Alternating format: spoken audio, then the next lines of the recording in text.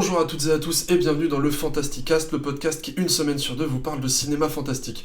Je suis Corentin et évidemment Roman est là. Roman, comment ça va aujourd'hui ? Mais ça va bien et toi ? Mais ça va très bien, on est là pour un épisode de saison comme ce qu'on avait sorti pour Halloween. Alors, a priori la date de mise en ligne sera un peu en avance, mais c'est un épisode qui est donc centré autour de Noël. De la Noël, voilà exactement.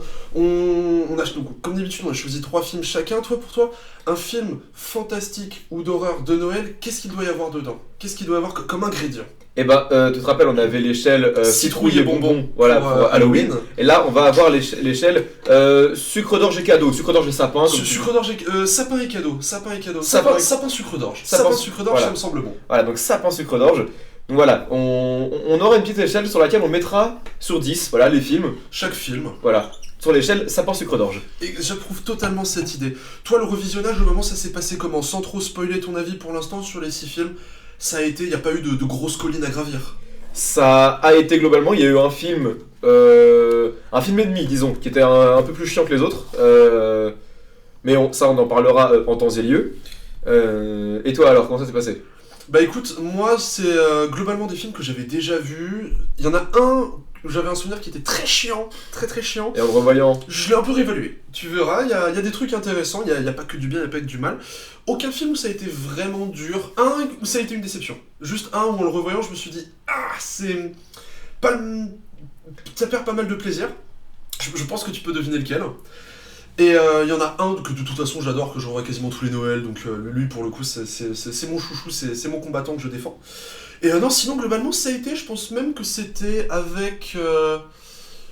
avec l'épisode sur l'Espagne, c'est peut-être l'épisode le plus simple, où globalement ça a été à revoir. Oui, non mais c'est vrai que là, Enfin, après, Espagne, il y a quand même eu des trucs chauds à voir, hein. Ouais, tu penses à Tracer le Cristal. Je pense à Tracer le Cristal, Perdita de Rango, et même je me suis tapé Malveillance en plus pour l'Espagne, moi. Moi c'est surtout Tracer le Cristal où c'était difficile, mais là pour le coup, c'était plutôt bien, un épisode plutôt facile. Et du coup, est-ce que tu veux dévoiler tes films ? Et bah je vais dévoiler mes films, parce que de toute façon c'est moi qui ai les 2 premiers dont on va parler aujourd'hui. Donc j'ai choisi Christmas Evil de Lewis Jackson, si je m'abuse. Ouais. Et ainsi que L'étrange Noël de Monsieur Jack de Henry Selick. Le classique de Noël. Le classique. Et mon 3e film, c'est Watch Out, ou Better Watch Out en VO, de Chris Peckover. Et alors moi en ce qui me concerne, donc j'ai choisi Black Christmas, le remake de 2006, pas le film le plus apprécié de la période, mais j'ai un avis dessus.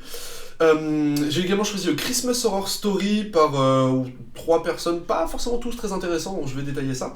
Et Krampus de Michael Dougherty, mon film chouchou, mon film de Noël, c'est-à-dire qu'on peut regarder des téléfilms de Noël un peu nuls, moi je regarde Krampus. Donc je te propose qu'on attaque tout de suite avec Christmas Evil. Et ben attaquons tout de suite avec Christmas Evil. Donc Christmas Evil, qu'est-ce que ça raconte ? Ça raconte l'histoire d'un petit garçon qui un soir surprend sa mère en train de coucher avec le Père Noël, enfin avec un homme qu'il pense être le Père Noël, et ça va un peu le marquer dans sa vie, et il va vouer toute sa vie à Noël, vraiment, il va vouloir être à fond dans cette fête. Oh, c'est le traditionnel le plus flippant de la planète, hein, c'est... Voilà, d'ailleurs il travaille dans une usine de jouets qui appartient à la famille du producteur, d'ailleurs, voilà. Il travaille dans une usine de jouets, et le problème c'est qu'il vit dans une société.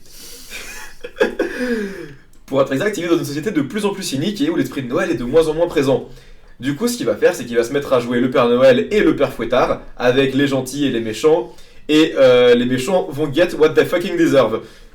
Alors donc, le film est réalisé par Lewis Jackson, qui a réalisé un autre film, notable pour son titre, The Transformation, A Sandwich of Nightmares. Putain. Tout un programme. Voilà. Donc il l'a écrit et réalisé. C'est donc un film d'auteur. Au cast, on retrouve Brandon Maggart dans le rôle principal, qui a joué notamment dans Pulsion de Palma. Oui, je l'ai vu, je fais écoute, voilà ce qu'il est devenu. Dans pile 30 épisodes de Sesame Street, et dans un épisode d'Arabesque. J'ai l'impression qu'on établit une constante au fil des épisodes et c'est pas la constante qui me plaît le plus. Yes. On a aussi Jeffrey Deman de Moon, je sais pas comment ça se dit, qui a joué dans 19 épisodes de Walking Dead, dans Burn After Reading. Fantastique qu'il a joué dans Arabesque. Pas encore. Dans The Majestic, dans La Ligne Verte, dans le premier film X-Files, The Mist, Les Évadés, Le Blob, Hitcher, il a une grosse carrière pour Lucas. Une belle carrière. Voilà. Et on a aussi Diane Hull et Andy Fenwick qui ont joué dans rien de marquant. À la musique, on a Don Christensen, donc qui a été à la supervision musicale de Candyman 2. J'ai à peu près aucun souvenir de Candyman 2. Je l'ai vu, mais je n'ai aucun J'ai souvenir. pas vu. Et on a Joel Harris et Julia Hayward qui n'ont rien fait de marquant, à part que Julia Hayward a monté un club de Talking Heads. Ça va, ça se défend. Voilà. À la photo, on a Ricardo Aronovich qui a bossé sur beaucoup de films, mais rien de marquant, à part un film qui s'appelle Les Autres, mais pas celui d'Amenabar. Merde. Et un film qui s'appelle Yo Puta. Les autres, c'est pas la suite des Innocents? Non, je dis de la merde. Je crois que je dis de la merde. Je crois pas. Mais, Et donc il y a un film qui s'appelle Yo Puta, moi pute, en espagnol donc. écoute, une suite de moi, Daniel Blake, 17 ans. Moi César, 12 ans et demi. C'est cette vague de titres de moi quelque chose. Et aux effets spéciaux, parce qu'on va en parler des effets spéciaux, parce qu'il y a quand même un kill count faramineux de 4 dans ce film, dont 3 dans la même scène. C'est-à-dire que vraiment t'as 2 scènes où ça se lâche. Ouais. On a Tom Brumberger qui a bossé sur un épisode de la série Tales from the Dark Side. Oh, c'est vrai, c'est cool tes exemples de Darkseid. Donc Histoire de l'autre monde en français. Et il a été maquilleur sur le Mobile Blues de Spike Lee. Et il a joué dans un film qui s'appelle Don't Go in the House, ou en français Pyromaniac, un slasher avec un tueur au lance-flamme. Damn, ils ont tout compris. C'est sorti en 79. Ouais, j'étais en mode heureusement que c'est sorti avant ça, parce que putain, sinon c'est compliqué. Tac, tu veux démarrer par ton avis sur... Je pense que je suis un peu plus sympa que toi. Peut-être. Alors, donc je rebaptise le titre. On vit dans une société Holiday Special. Donc c'est un film d'horreur / drame social, vraiment mou, je trouve. Assez peu intéressant. Donc l'histoire de ce mec qui idolâtre Noël et qui décide de faire le Père Noël et le fouettard. Est-ce que tu trouves ça très intéressant? Tu verras. Moi, je me suis noté quelques trucs parce que c'est sorti 2 ans avant un autre film auquel il m'a pas mal fait penser. Je trouvais ça amusant de voir qu'il était sorti avant et pas après. Un film sorti en 82? En 76. Ah, putain, il date de 80? Il date de 80. Ok, donc j'avais mal compris, donc il est sorti 4 ans après un film dont je sais pas pourquoi j'avais 74 en tête. Mais il est sorti 4 ans après un autre film qui m'a beaucoup fait penser à lui. Ok. Donc je trouve qu'on a une mise en scène assez basique au final. C'est-à-dire que les scènes de drame sont... Ouais, les scènes d'horreur... Les 2 scènes où ça tue sont sympas, mais après voilà, c'est pas non plus grandiose. Il y a quand même le meurtre du petit soldat de plomb dans l'œil, où ça c'est... Qui passe bien. C'est dans la même scène où t'as 2 meurtres à la hache. Et le dernier meurtre, c'est un meurtre à l'étoile de Noël qui coupe la gorge. Est-ce qu'on aime? Ça passe. C'est l'esprit de Noël. Il est sympathique. C'est l'esprit de Noël, voilà. Donc comme je l'ai dit, il y a quelqu'un assez faible au final pour ce film. Et où les meurtres arrivent quand même très tard. On va pas se mentir, pour un film d'horreur, l'horreur est... Enfin, c'est un horreur-drame, quoi. D'ailleurs, le réal trouve ça... c'est un film qui s'est clairement fait grâce à Halloween de Carpenter. Oui. Mais le réal revendique que le film est plus dans l'esprit de Frankenstein. Je pense qu'il a une bien haute estime de son film quand même. Oui, ou une bien piètre estime de Frankenstein. Je sais pas ce que c'est, mais un des deux. Plutôt une haute estime de son film. Voilà. Quand tu vois ce qu'il a fait. Et la fin est pour le moins surprenante. Avec... tu te rappelles de la fin? Là, comme ça, je l'ai plus. C'est le tout premier que j'ai maté de la liste. Donc là, comme La ça. camionnette qui s'envole vers la lune. Oui, ça, ok, oui, non, oui. Maintenant que tu le dis, ça, oui. Avec les rennes là. Oui. Avec le dessin de traîneau de Père Noël justement sur la camionnette. Ouais, ça. Je l'ai. Ouais. Donc, pour résumer, pour moi, Christmas Evil, c'est un drame moyen et un film d'horreur moyen plus, on va dire. Dans le sens où après, les films sociaux, c'est clairement pas ma came. Moi, si on fait tout un film pour me dire qu'on vit dans une société, si t'as rien d'autre à me proposer, bah voilà. Mais là, ça se lâche, et ça se lâche plutôt bien. Bah, moi, en ce qui me concerne, j'avoue que les films sociaux, c'est pas quelque chose qui me dérange. Mais en fait, la première fois que j'ai vu, je l'avais trouvé chiantissime. Vraiment, je l'avais trouvé infernal. Et là, en fait, on le revoit, on sait à quoi ça... En sachant à quoi m'attendre, c'est-à-dire... C'est pas un film d'horreur, c'est plus un espèce de taxi driver de Noël. Vraiment, c'est pour ça que je disais le film qui est sorti 4 ans avant. Et il y a les deux gros points forts pour moi, c'est déjà l'interprétation du personnage principal que je trouve vraiment tout à fait satisfaisante. Il arrive quand même à faire passer pas mal d'émotions. Et le côté, comment dire, pas étude de caractère, mais traitement de ce genre de personnage qui, en plus en période de Noël, moi je trouve ça donne vraiment un côté assez tragique au film, assez tragique et assez triste, mais on n'est pas dans le tire-larme, c'est pas un film qui va faire reconsidérer le tombeau des Lucioles. Mais il y a une tragédie qui s'en dégage. Maintenant, on va pas mentir, c'est pas ultra intéressant. C'est-à-dire que ça a la volonté de proposer quelque chose autour d'un personnage dépressif qui a été marqué plus jeune, mais ça a un schéma très classique, trop classique, d'un personnage qui a un traumatisme, est complètement tourné autour de ça et va juste péter un câble un jour. Après, il y a quand même des scènes plutôt chouettes, il y a des scènes où ça se lâche, mais juste même, il y a une scène qui est assez dérangeante, c'est celle où il est avec les enfants. Il les observe pour voir qui est gentil, qui est méchant. Oui, c'est le début du film, ça. Ouais, ça met un peu mal à l'aise quand même. Ça, pour moi, le plus gros défaut, ça vient de la mise en scène, c'est-à-dire que c'est ultra plat, c'est limite du téléfilm. Il y a du plan fixe, il y a quelques zooms, ce qui fait toujours assez cheap. Donc, non, c'est pas quelque chose qui est très mémorable, qui est vraiment très intéressant, à vrai dire. Quitte à choisir les slashers de Noël qui sont sortis à la même période, il y en avait beaucoup. Il y avait Silent Night, Deadly Night. Mais qui est sorti. Il y a eu toute la saga là. Ouais, mais qui est sorti quand même après. Oui, mais c'est la vague des slashers années 80. Il y a eu Silent Night, Deadly Night. Il y a eu. To All a Good Night. Ouais. Qui est pas incroyable, mais qui se défend pas mal. Et même dans les slashers de Noël, finalement, c'est pas quelque chose qui est ultra. Il y a des trucs genre Don't Open Till Christmas, des trucs comme ça. Ouais, ça, mais c'est pas non plus quelque chose qui est ultra répandu. C'est pas la période qui est la plus préférée. Bah, il y a eu Black Christmas. Et plus récemment, il y a eu l'horrible remake 2019 de Black Christmas, auquel on reviendra, je pense. Et le remake de merde de Silent Night aussi, qui est sorti en 2012, qui est. Ça s'appelle pas Bloody Christmas, un truc comme ça. Il s'appelle juste Silent Night. Et il est dégueulasse. Vraiment, il est dégueulasse. Là, il s'appelle Bloody Christmas en français, je crois, non? Peut-être.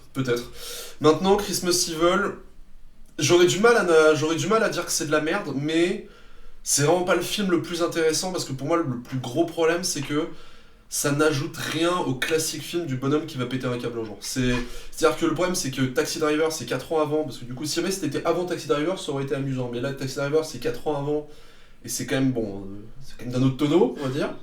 Depuis, on a eu d'autres films qui font ça en mieux. Il y en a un que j'aime bien qui est un peu les films de droite qui s'assument pas. Je sais pas si tu as vu, c'est Chute libre de Schumacher. Oui, alors j'ai envie de le voir déjà pour enfin avoir toutes les rêves dans le clip de This Is. Ouais, mais pour le coup, on va dire c'est c'est vraiment le film de droite qui s'assume pas, mais ça fonctionne, on va dire, ça fonctionne. C'est bon, Schumacher, il fait de la forme, pas du fond. Et là, on va dire que c'est pas. Il a rien pour se démarquer. Il a rien pour se démarquer à part le fait qu'il se passe à Noël et que juste il va péter un câble un jour. C'est dommage. Maintenant, j'ai appris le film est culte aux États-Unis. Ouais, il a une énorme fanbase. Ouais, il a un culte, ouais. Un film ultra important. Pourquoi pas? Je veux dire, je me dis qu'il doit avoir ses fans, mais c'est pas ultra intéressant. C'est pas spécialement mou, mais juste tout. Si on a vu d'autres films du genre, tout est prévisible et anticipable, et ça manque d'un vrai grain de folie pour vraiment séduire, on va dire, sur un sujet pareil, notamment. C'est dommage parce que, notamment en période de Noël, c'est-à-dire qu'il aurait pu faire un peu plus de. Se servir plus de son contexte. Là, il bosse dans une usine de jouets, mais c'est jamais vraiment mis en corrélation avec le fait que ça se passe à Noël. Si, parce que c'est là qu'il va récupérer les jouets qu'il va donner aux enfants après. Oui, mais c'est juste dû à son boulot. Il va les donner aux enfants, mais je sais pas comment. Pour moi, ça manque de. J'aurais aimé plus de folie liée à Noël. J'aurais aimé, je sais pas, qui se servent de jouets pour.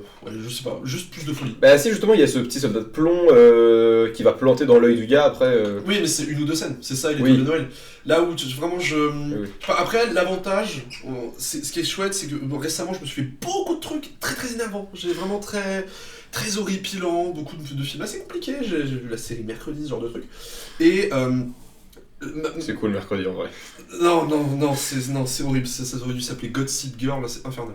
Mais ce qui est dur, c'est que quand un truc est nul, ou un truc est énervant, ou en tout cas il n'est pas intéressant, c'est bien quand il est court. Et là, pour le coup, Christmas Evil, il dure quoi? Il dure 1h20, 1h30. Ouais, dans ces eaux-là, Il est très court. J'étais très content, parce que je te jure que les films qui durent 1h50, j'en peux plus. Vraiment, enfin, 1h50.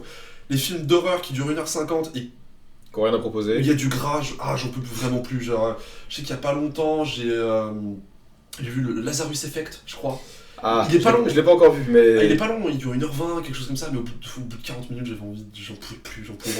En plus, dedans, t'as, comment elle s'appelle, la réalisatrice de Don't Worry Darling, Ah, Olivia Wilde. Olivia Wilde, c'est ça. qui est pas une mauvaise actrice, hein, mais qui là, bon, écoute, elle est là, elle fait acte de présence. Donc voilà, Christmas Evil, pas ultra intéressant, pas détestable, mais rien de vraiment grandiose à proposer. Par contre, il est pas difficile à trouver. Il est vraiment pas difficile. Je te laisse. Où est-ce qu'on peut le trouver? Où est-ce qu'on peut le voir? Bah déjà en France, il avait été édité d'abord dans un premier temps chez Backfilm en DVD, et là il vient d'être réédité il y a assez récemment cette année, je crois, dans la Midnight Collection en DVD Blu-ray de chez Carlotta. Cette année. Non, je crois que c'est l'année dernière. Parce C'est l'année qu'il dernière. n'est pas dans le pack de fin d'année de Carlotta. Ouais. Donc je crois que c'est l'année dernière, mais L'année dernière. preuve, le fait qu'il soit réédité régulièrement, preuve qu'il a ses fans. Hein, il a ce côté Midnight Movie. En fait, c'est quasiment un film de vigilanté de Noël. C'est ça. Par contre, dans la Midnight Collection, je fais la pub comme un bâtard, mais cette année, on a eu la course à la mort de l'an 2000 édité en Blu-ray chez Carlotta, et ça. Et on a aussi eu. C'est eux qui ont édité Maniac Cop aussi, je crois. Oui, mais il y a un moment. Mais oui, dans la même collection, il y a Maniac Cop, il y a les 3 basket case, il y a Frankenhooker. Ouais, donc globalement, c'est du bon. Et il est pas dispo sur les plateformes en France. Non, sur une plateforme mais il est française, je sur crois. Shudder aux États-Unis. C'est ça. Donc voilà. Bon, Christmas Evil, on passe rapidement dessus. Et il me semble que t'avais des titres alternatifs rigolos pour Christmas Evil. Ouais, alors, bah, Est-ce que les Québécois nous régalent? les Québécois nous régalent. Mais c'est le même titre qu'en Allemagne de l'Ouest aussi. Mais juste traduit. Mais Ça me fait juste penser, tu connais le titre québécois de Cars? les bagnoles. Les bagnoles. Oui. J'adore ce titre. Mais donc, Christmas Evil qui s'appelle aussi aux US You Better Watch Out, en référence bien sûr à la chanson Watch Out. Voilà. Je l'ai pas en entier. Il était renommé Santa, enfin le titre de quand il était encore en traitement de scénario c'était Santa. Mhm. Voilà. Et au Québec c'est Terreur au pays des jouets. Ah, putain, le titre, il vend du rêve. C'est ça. Et donc en Allemagne de l'Ouest c'est Terror in Toyland. Mais en fait, je me dis un truc, c'est que je pensais juste comme ça, il surfe un peu sur cette vague des premiers slashers post-Halloween. Un peu, ouais. C'est-à-dire qu'avant, je sais pas, que Vendredi 13-1, c'est 80, C'est 80, ouais. 80, et c'est à partir de Vendredi 13 1 et 2 que ça va engager la vague, on va dire, des slashers fun, entre guillemets. Là, on est plus dans les slashers, et quasiment dans l'approche que va avoir Black Christmas, où c'est avant tout une psychologie, c'est plus des films de psycho-killer que des slashers, en fait. Un peu, oui, parce que Là là où tu le suis film- vraiment le tueur et Voilà, pas le c'est survivant. ça. Là où le film aujourd'hui est vendu, enfin est catégorisé slasher, si vous essayez de le voir, abordez-le plus comme un film de psycho killer. C'est ça. Ce sera peut-être une façon plus simple. Et en Italie, il est appelé Christmas Evil, Un Natale macchiato di sangue, ou un Noël coloré de sang, ou un Noël Et ensanglanté. les Italiens, c'est toujours des génies pour trouver des titres. Je veux dire, l'oiseau au plumage de cristal vent, j'adore les Italiens. Et mon titre préféré évidemment de tous les temps, Tu m'avais dit c'était... Vice est une chambre close dont moi seul est la clé. Voilà, c'est ça. Si un jour on fait un épisode Giallo, c'est le numéro 1 que je prends. Vas-y, et donc maintenant on a le plat de résistance. Alors juste sur l'échelle sapin sucre d'orge, Christmas Evil, perso c'est un petit 5. 6, j'allais dire 6. On s'accorde sur 5,5. Allez, On s'accorde sur 5,5. on s'accorde sur 5,5. Là on arrive à la dinde de Noël de l'épisode. Vas-y. Ou la citrouille d'Halloween en l'occurrence. Mais que tu es beau pour les métaphores. L'étrange Noël de Monsieur Jack. On se sert Voilà. dans le micro. Donc l'étrange Noël de Mr. Jack, ou... Enfin de Monsieur Jack, parce qu'on est en France, ou The Nightmare Before Christmas. Je pense préférer le titre original. Non, le titre français. Je pense préférer le titre français. Donc The Nightmare Before Christmas dans la langue de Jay-Z, est un film donc sorti le 29 octobre 93 aux US, le 7 décembre 94 en France et le 24 octobre 2007 en France pour sa ressortie Attends, 3D. Il y a eu un mois, il y a eu un an entre les US et la France. Ah mais ça arrivait souvent à cette époque-là. Waouh, putain. Et donc c'est réalisé par le grand Henry Selick, Qui a réalisé aussi. James et la pêche géante, c'est Coraline, C'est Coraline surtout que j'avais en tête. Coraline, le chef-d'œuvre Coraline, et récemment Wendell and Wild sur Netflix. Traumatisme d'enfance. Ah oui, mais je le revois tous les ans Coraline et à chaque fois je me fais putain c'est un chef-d'œuvre. Moi j'ai toujours du. Je l'adore, hein, mais à chaque fois que je le revois, t'as ce petit mouvement de. Ah, c'est Ouais, bah, c'est sympa la maman là. ouais j'avais 9-10 ans quand je l'ai vu Coraline la première fois, c'était... Ah, Coraline, c'est compliqué. Et surtout, donc l'étrange de Monsieur Jack qui est basé sur un poème du grand. Tim Burton. Voilà. Mais le Tim Burton de la bonne époque, tu vois.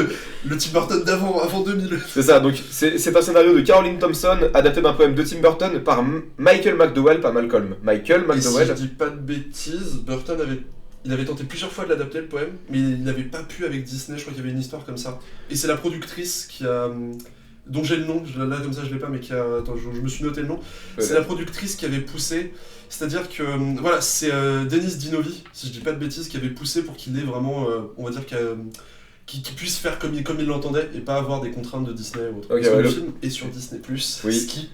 Tu peux drifter de Pocahontas à l'étranger de Monsieur Jack, ça fait toujours un truc. Mais donc Caroline Thompson, donc la scénariste à qui on doit les scénarios de Édouard Romain d'Argent, La famille Adams, Les Noces funèbres, ou plus récemment Bienvenue à Marwen de Zemeckis. C'est pas le pire Zemeckis. Il est sympa. Il est pas bien, mais Zemeckis, voilà. Pinocchio. Ouais. J'attends de voir celui de Del Toro, putain. Ah, il est très très bon celui de Del Toro. Faut que je le vois. Et donc Michael McDowell qui a adapté le poème de Burton, qui a bossé sur Stephen King's Golden Tales, Alfred Hitchcock présente, Tales from the Dark Side, à la fois 11 épisodes de la série et le film, il était scénariste sur ça, et La peau sur les os, de Tom Holland je crois. Ouais, Tom Holland. Ouais. Donc l'adaptation molle du genou de Stephen King. Que j'ai pas encore vu. Tom Holland il s'est spécialisé là-dedans, c'est un business. Donc on précise Tom Holland pas l'acteur, hein, le réal de Chucky, de Fright Night. Là tu cites c'est bon. Oui. Si on était complet, il faudrait citer son Master of Horror, aller jusqu'au bout. Mais Tom Holland, réalisateur de sympathique bisserie des années 80. Et donc évidemment Tim Burton, parce que c'est d'après son poème. Tim Burton, est-ce qu'on le présente? Bah, moi je pense que c'est un des réals qui m'a fait aimer le fantastique. C'est-à-dire que très très jeune, j'ai vu les 2 premiers Batman. Le premier a été un traumatisme à cause du Joker. Ah ouais? La scène où tu découpes son visage, ça m'avait beaucoup marqué. Quand il sort de l'ombre là. Le petit sucre, tu vois, ce genre de truc. Et après, j'ai vu Batman 2, qui est un film qui m'a beaucoup marqué aussi. C'est peut-être ça qui a marqué mon amour du gothique. Après, je m'étais vu Édouard Romain d'Argent. Bon, j'ai enchaîné une trinité très longue. Bah, d'ailleurs, il a fait Edward entre les 2 Batman.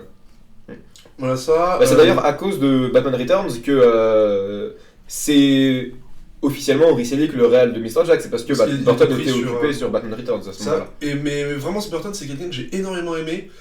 Après, bon, je pense que comme tout le monde, sa carrière post-2000, c'est par à coup. Il peut te faire les noces funèbres, et encore les noces funèbres, moi je me pose toujours des questions sur le fond du film qui me fait lever un peu sur Bah, pour moi, faut pas avoir peur de la mort, le fond du film. Bah, comme ça, mais il y a aussi un côté, le fantastique dérange.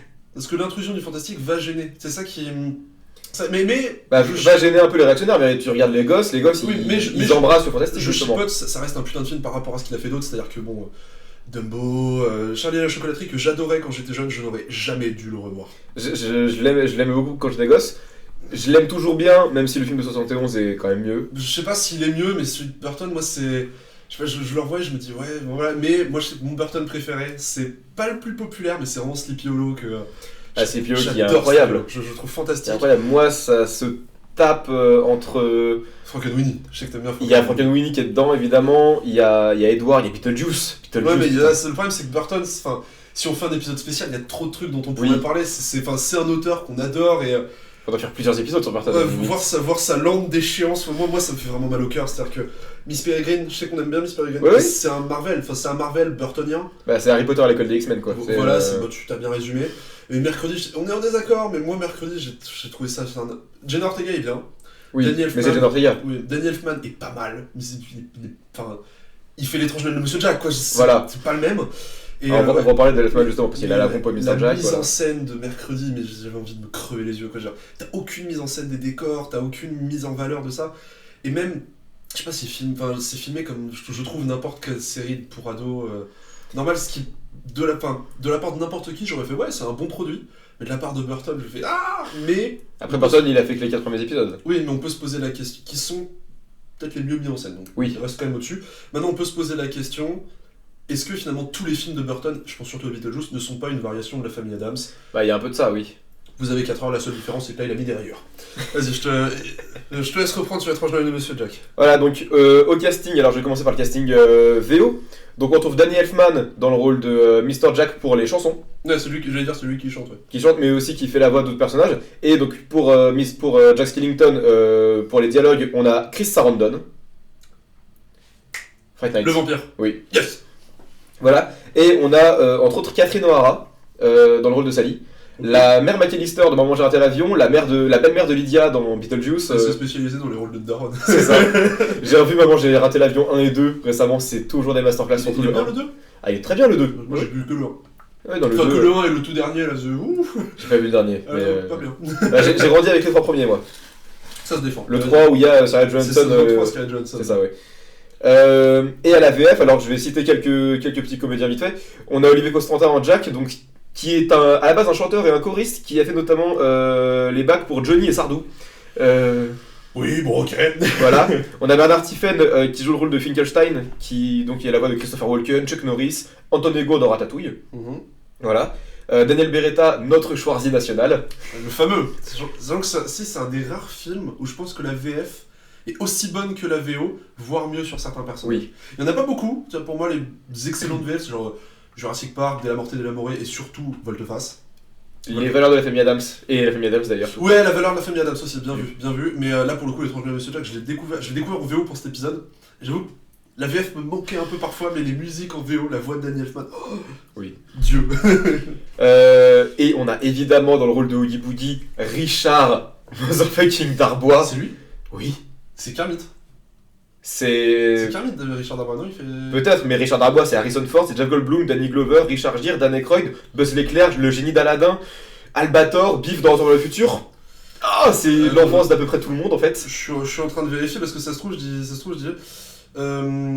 C'est pas du tout Kermit, c'est Roger Carrel pour Kermit. Ah oui, Roger Carrel, mais oui. Je m'en excuse. Mais Roger Carrel. Oui, Richard Darbois. Mais Roger Carrel et Richard Darbois, mes deux dieux du doublage, de Renew arrive après. Mais Ouais, la VF est exceptionnelle. RIP en peur Roger Carrel d'ailleurs, mais C'est ça qu'il est mort. il est mort il y a 2 ans, un truc comme ça. Mais la VF est incroyable sur L'étrange de Monsieur. Oui, non mais c'est.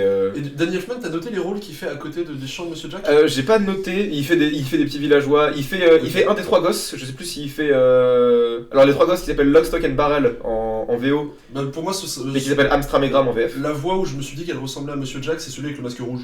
C'était le petit démon là. Oui, je crois que c'est lui. Mais je me suis dit que la voix avait une similarité, je suis pas profiler, donc je peux totalement me tromper. Voilà, donc à la BO, on retrouve évidemment Elfman. Le monstre. Le GOAT. Enfin, surtout, Elfman sur cette BO, mais il est possédé. C'est ça. Il compose peut-être une des 10 plus belles BO de tous les temps. Et pourtant, il a une déclaration assez marrante sur la composition de la BO. C'est quoi? Bah, c'est que c'est apparemment le travail le plus facile qu'il ait eu à faire. Ouais, non, mais... Parce qu'il se sent très proche de Jack. Le gars, il a composé tout le film et il a écrit 10 chansons. Non mais j'aimerais bien faire des trucs aussi faciles que ça. Non mais la BO de L'étrange de Monsieur Jack, sans déconner, c'est hallucinant. Et je trouve que c'est des musiques... Il y a des reprises que j'aime bien. Moi j'aime bien la reprise de Manson, de This Is Halloween. On aime ou pas Manson, mais moi j'aime bien. Mais j'aime bien ce que fait Manson musicalement, en général. Et j'aimais bien, j'avoue que c'est un peu plus compliqué à écouter aujourd'hui quand même. Et mais les originales, c'est des c'est incroyable. Je veux dire, si vous avez jamais vu le film, déjà voyez-le. Mais c'est simple, vous lancez les 5 premières minutes, si vous avez pas la musique en tête, c'est pas possible. La musique est folle du film. Mais non, mais toute la BO est incroyable mais juste voyez-le. Oui, mais c'est vraiment le Danny Elfman, c'est peut-être un de mes 5-10 compositeurs préférés. Oui. Dans les 5, il est dans les 5. Moi, il est dans les 2, je dirais, avec John Williams. Ouais, moi, il est dans les 5, je pense, parce que genre... Après, c'est un peu triché de dire John Williams, parce que le mec, il a tout composé, quoi. John Williams, c'est un peu comme Hans Zimmer, je veux dire. Tu regardes un film, tu vois Hans Zimmer ou John Williams, tu vas, bah oui, ok, normal. Non mais oui, évidemment, Elfman... surtout, Elfman, c'est lui qui, déjà, de base, a fait la BO d'Edouard Romain d'Argent, je ne peux que le respecter. Edouard Romain d'Argent, mais même si on quitte Burton, il a fait le thème de Men in Black, de Spider-Man... C'est lui Spider-Man aussi. Et oui, le générique des Simpsons, c'est lui aussi. C'est lui aussi. Oh putain. Voilà. Non mais Elfman est partout. Et il est super sympa. Enfin, en interview, en tout cas, il a l'air super gentil. Il est très rigolo, enfin très humble, très humble, pardon, surtout. Donc c'est plutôt amusant. Mais je te laisse continuer. trop de choses à dire autour du film. Et donc, à la lumière, on retrouve Pete Kozaczik, qui était chef-op sur James et la pêche géante, Les Noces funèbres et Coraline. Ça va, il est bon. Et qui a aussi bossé sur les effets de L'Aventure intérieure, SOS Fantôme 2, Robocop 2 et 3, James et la pêche géante. C'est les effets spéciaux? Ouais. Robocop 2, L'Aventure intérieure, quand même, ça se pose là. Starship Troopers, Les Noces funèbres et... Il a fait Starship Troopers, il a tout mon respect. Alors, il était, je crois qu'il était chargé de l'éclairage, des effets spéciaux, des choses comme ça. Voilà. Très honorable. Et le pire Star Wars, à savoir l'Attaque des clones. C'est le 2? Oui. Tu connais mon amour assez limité pour Star Wars, donc le 2, moi je le connais à travers les mêmes, hein, c'est tout, hein, je m'arrête là. I don't like sand. Ça ou celui, ça ou la musique est cool. Oui. Oui, mais après, encore une fois, c'est John Williams. Voilà. Voilà, donc. Je veux bien dire ce que je pense du film, mais dans mes notes, j'ai juste mis chef-d'œuvre. Et après, j'ai listé tout ce qui était absolument parfait dans le film, à savoir l'animation stop motion, la mise en scène, la lumière, les chansons, l'histoire et les décors, qu'ils soient pour Halloween ou pour Noël. Tout dans ce film. Ah, c'est génial. Qu'en penses-tu? Bah, c'est compliqué en fait de dire les choses parce que c'est peut-être le film le plus connu et en même temps au début j'avoue que j'étais un peu réticent, genre il est un peu trop connu mais en même temps comment ne pas le prendre, c'est-à-dire que ouais tu l'as dit, c'est l'animation elle est folle, c'est oui. l'animation, enfin, surtout ça vieillira jamais, ça peut pas vieillir parce que c'est tellement détaillé, il y a tellement de détails en arrière-plan, même dans les personnages qui, enfin, même pourtant c'est un film que j'ai séché quand j'étais plus jeune, que j'avais pas revu depuis un bout de temps et que j'ai revu et à chaque fois je me dis mais putain c'est incroyable. Les musiques, Danny Elfman, juste, enfin, entre What's This, This is Halloween, la complainte de Sally, enfin bref, c'est incroyable. Tout. Les voix sont géniales.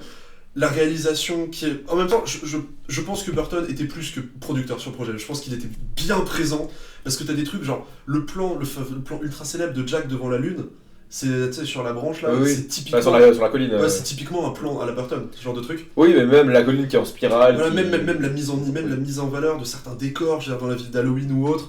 Enfin, des images, t'as des images qui restent en tête, mais à vie. Je veux dire, moi l'image... Après, c'est lui qui a conçu les décors et les personnages, le design des personnages et des décors. Moi, l'image de Jack qui s'ouvre la bouche comme ça a été un traumatisme assez jeune quand même. J'avais oublié, mais le film est super drôle en fait. C'est-à-dire que le personnage de Jack, il est vraiment drôle. Jack qui se déguise en Père Noël, c'est très drôle. Jack qui se déguise en bonhomme de neige, c'est très drôle.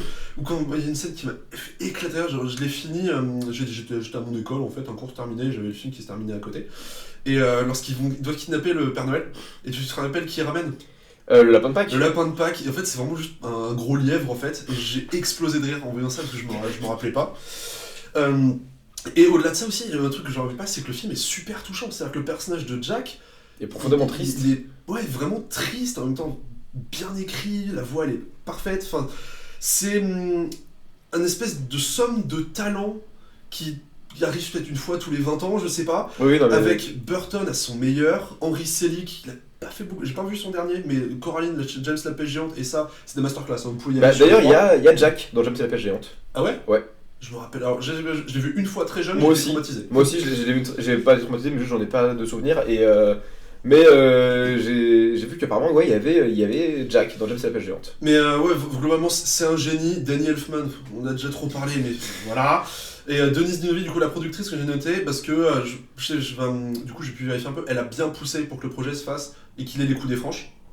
C'est vraiment juste une somme de talent totale, avec un mélange parfait entre imagerie horrifique au profit d'un conte de Noël.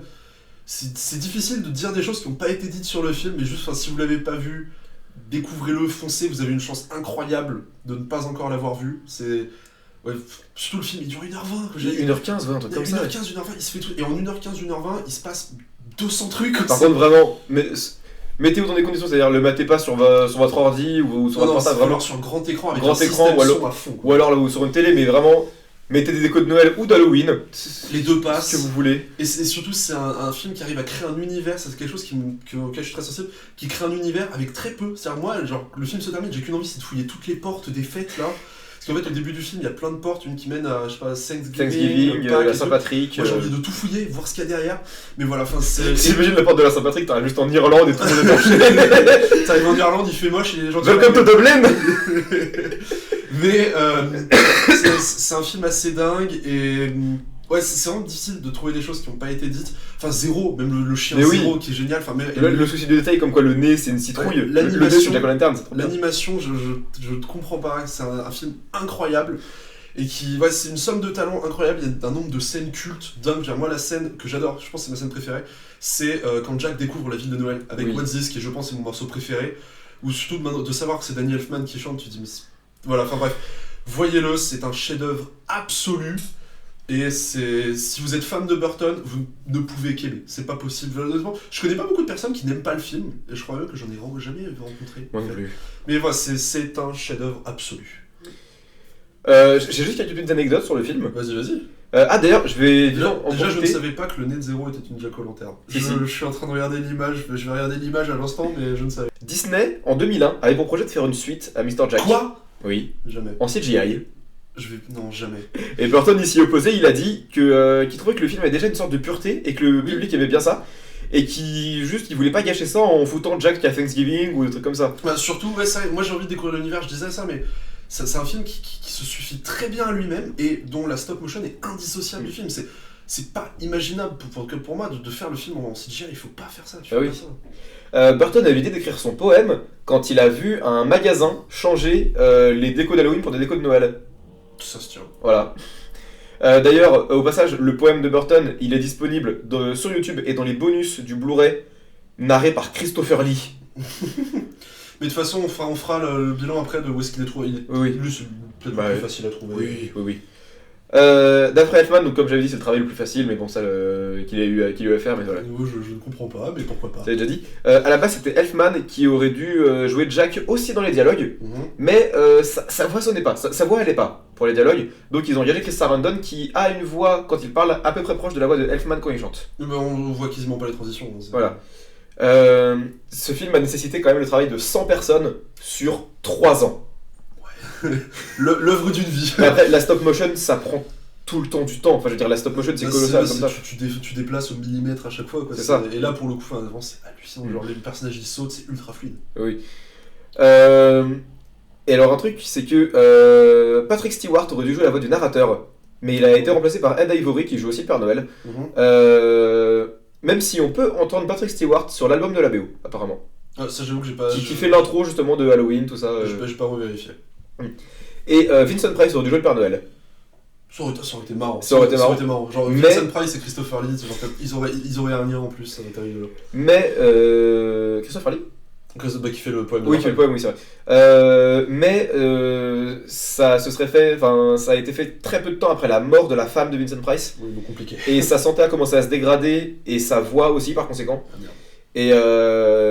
Et d'ailleurs, le film a été diffusé en avant-première quelques jours à peine avant la mort de Price, et il est sorti en salle quelques jours après sa mort.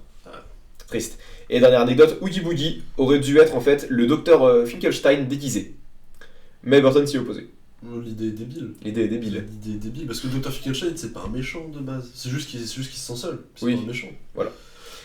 On passe à la suite. On va juste du coup dire où il est disponible. Oui, il est sur Disney+. Il est sur Disney+, et bien sûr il est dispo en Blu-ray et en Blu-ray 3D en France, édité par Disney. Il y a des belles éditions à part celle-là ou pas?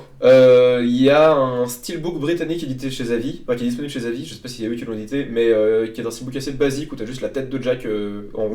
Mais du coup, t'as pas le Blu-ray 3D dedans ou quoi? T'as juste le Blu-ray de base. Je crois qu'il y a le Blu-ray 3D, il doit être disponible en 4K aussi probablement. Ok. Bah, lui, globalement, c'est simple à trouver. Voilà, il est facile à trouver. Alors donc on passe au film suivant. Alors là on arrive peut-être dans le terrain de Discord, puisqu'on arrive sur Black Christmas. Alors non pas l'original, mais vraiment le remake de 2006. Alors donc comme j'ai dit, donc c'est un film sorti en 2006 qui est le remake du classique de 74 de Bob Clark.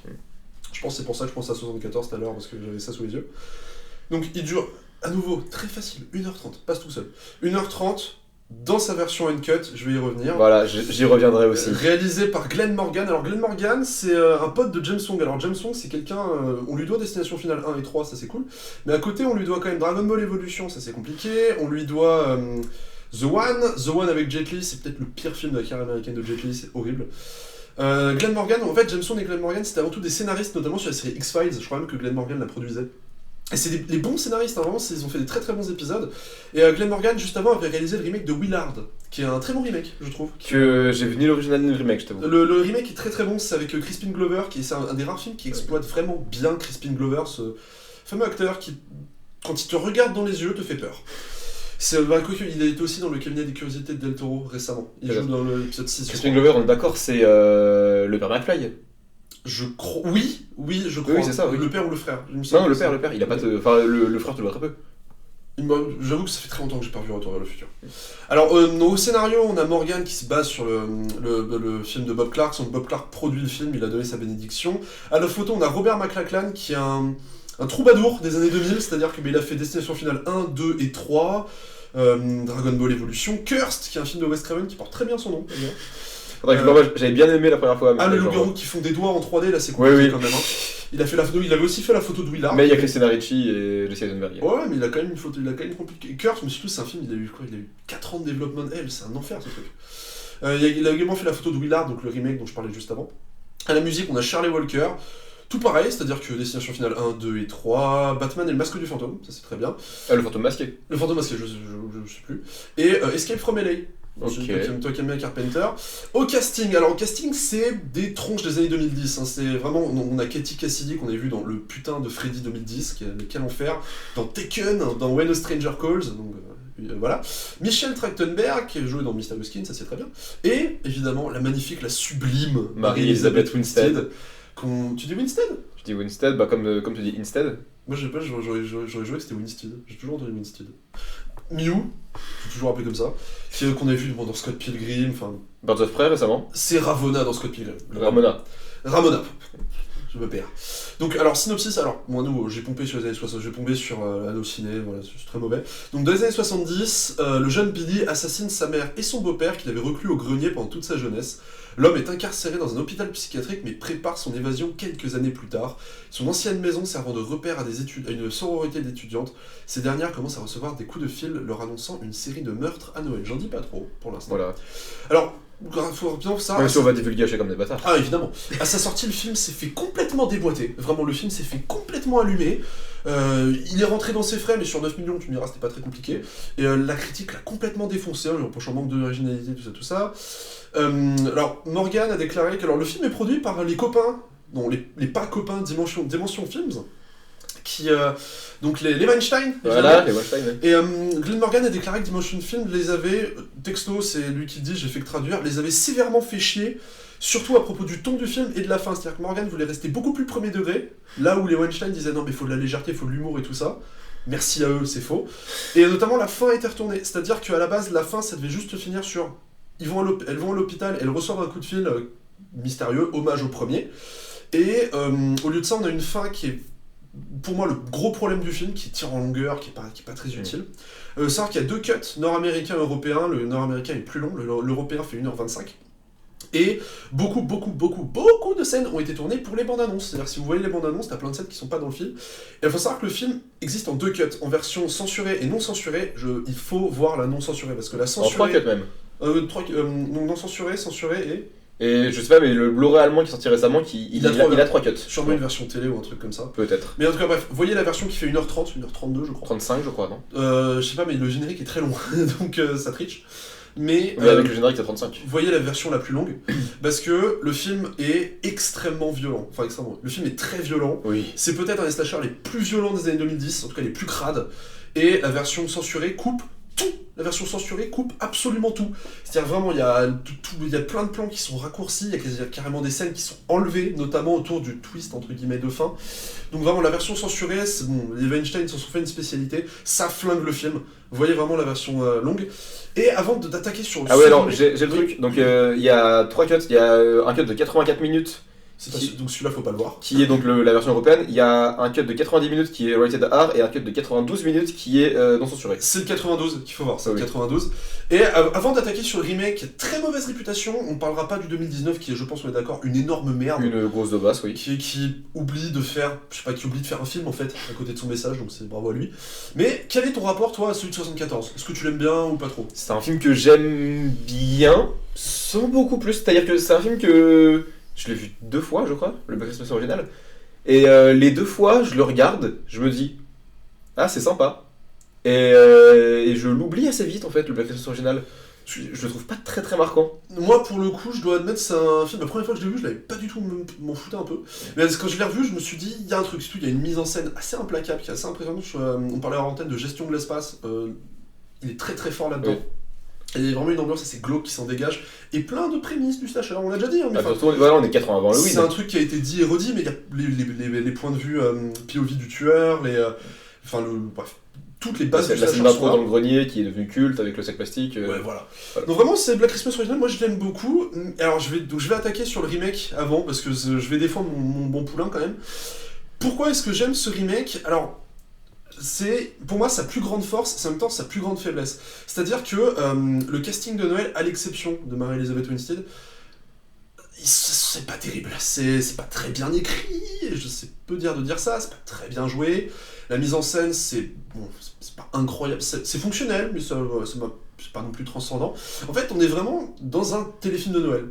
Mais je trouve que du coup, ça lui donne un côté téléfilm de Noël gore, qui fonctionne assez bien sur moi. Au-delà de ça, je trouve qu'il y a des lumières, je sais pas, je crois qu'il n'y a pas un plan où il n'y a pas une guirlande. C'est hallucinant, il y a des guirlandes partout. C'est vraiment une espèce de débauche d'effet de Noël qui, moi, fonctionne sur moi. Évidemment, il y a Mary-Elizabeth Winstead, on est toujours très content de la revoir. Il y a plein de différences qui sont ajoutées par rapport à l'original.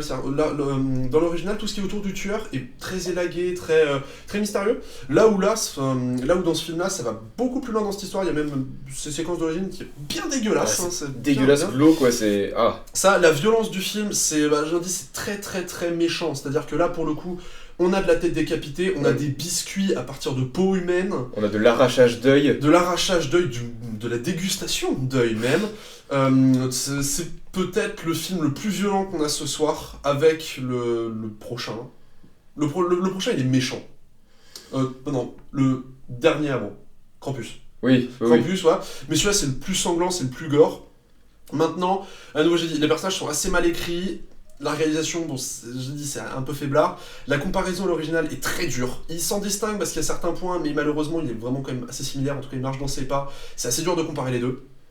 Il y a une espèce de vulgarité qui s'en dégage, que moi j'aime bien. Je dois admettre que moi j'aime bien ce côté débauche, un peu débile de Noël. Maintenant, on peut trouver ça complètement trash et pas utile.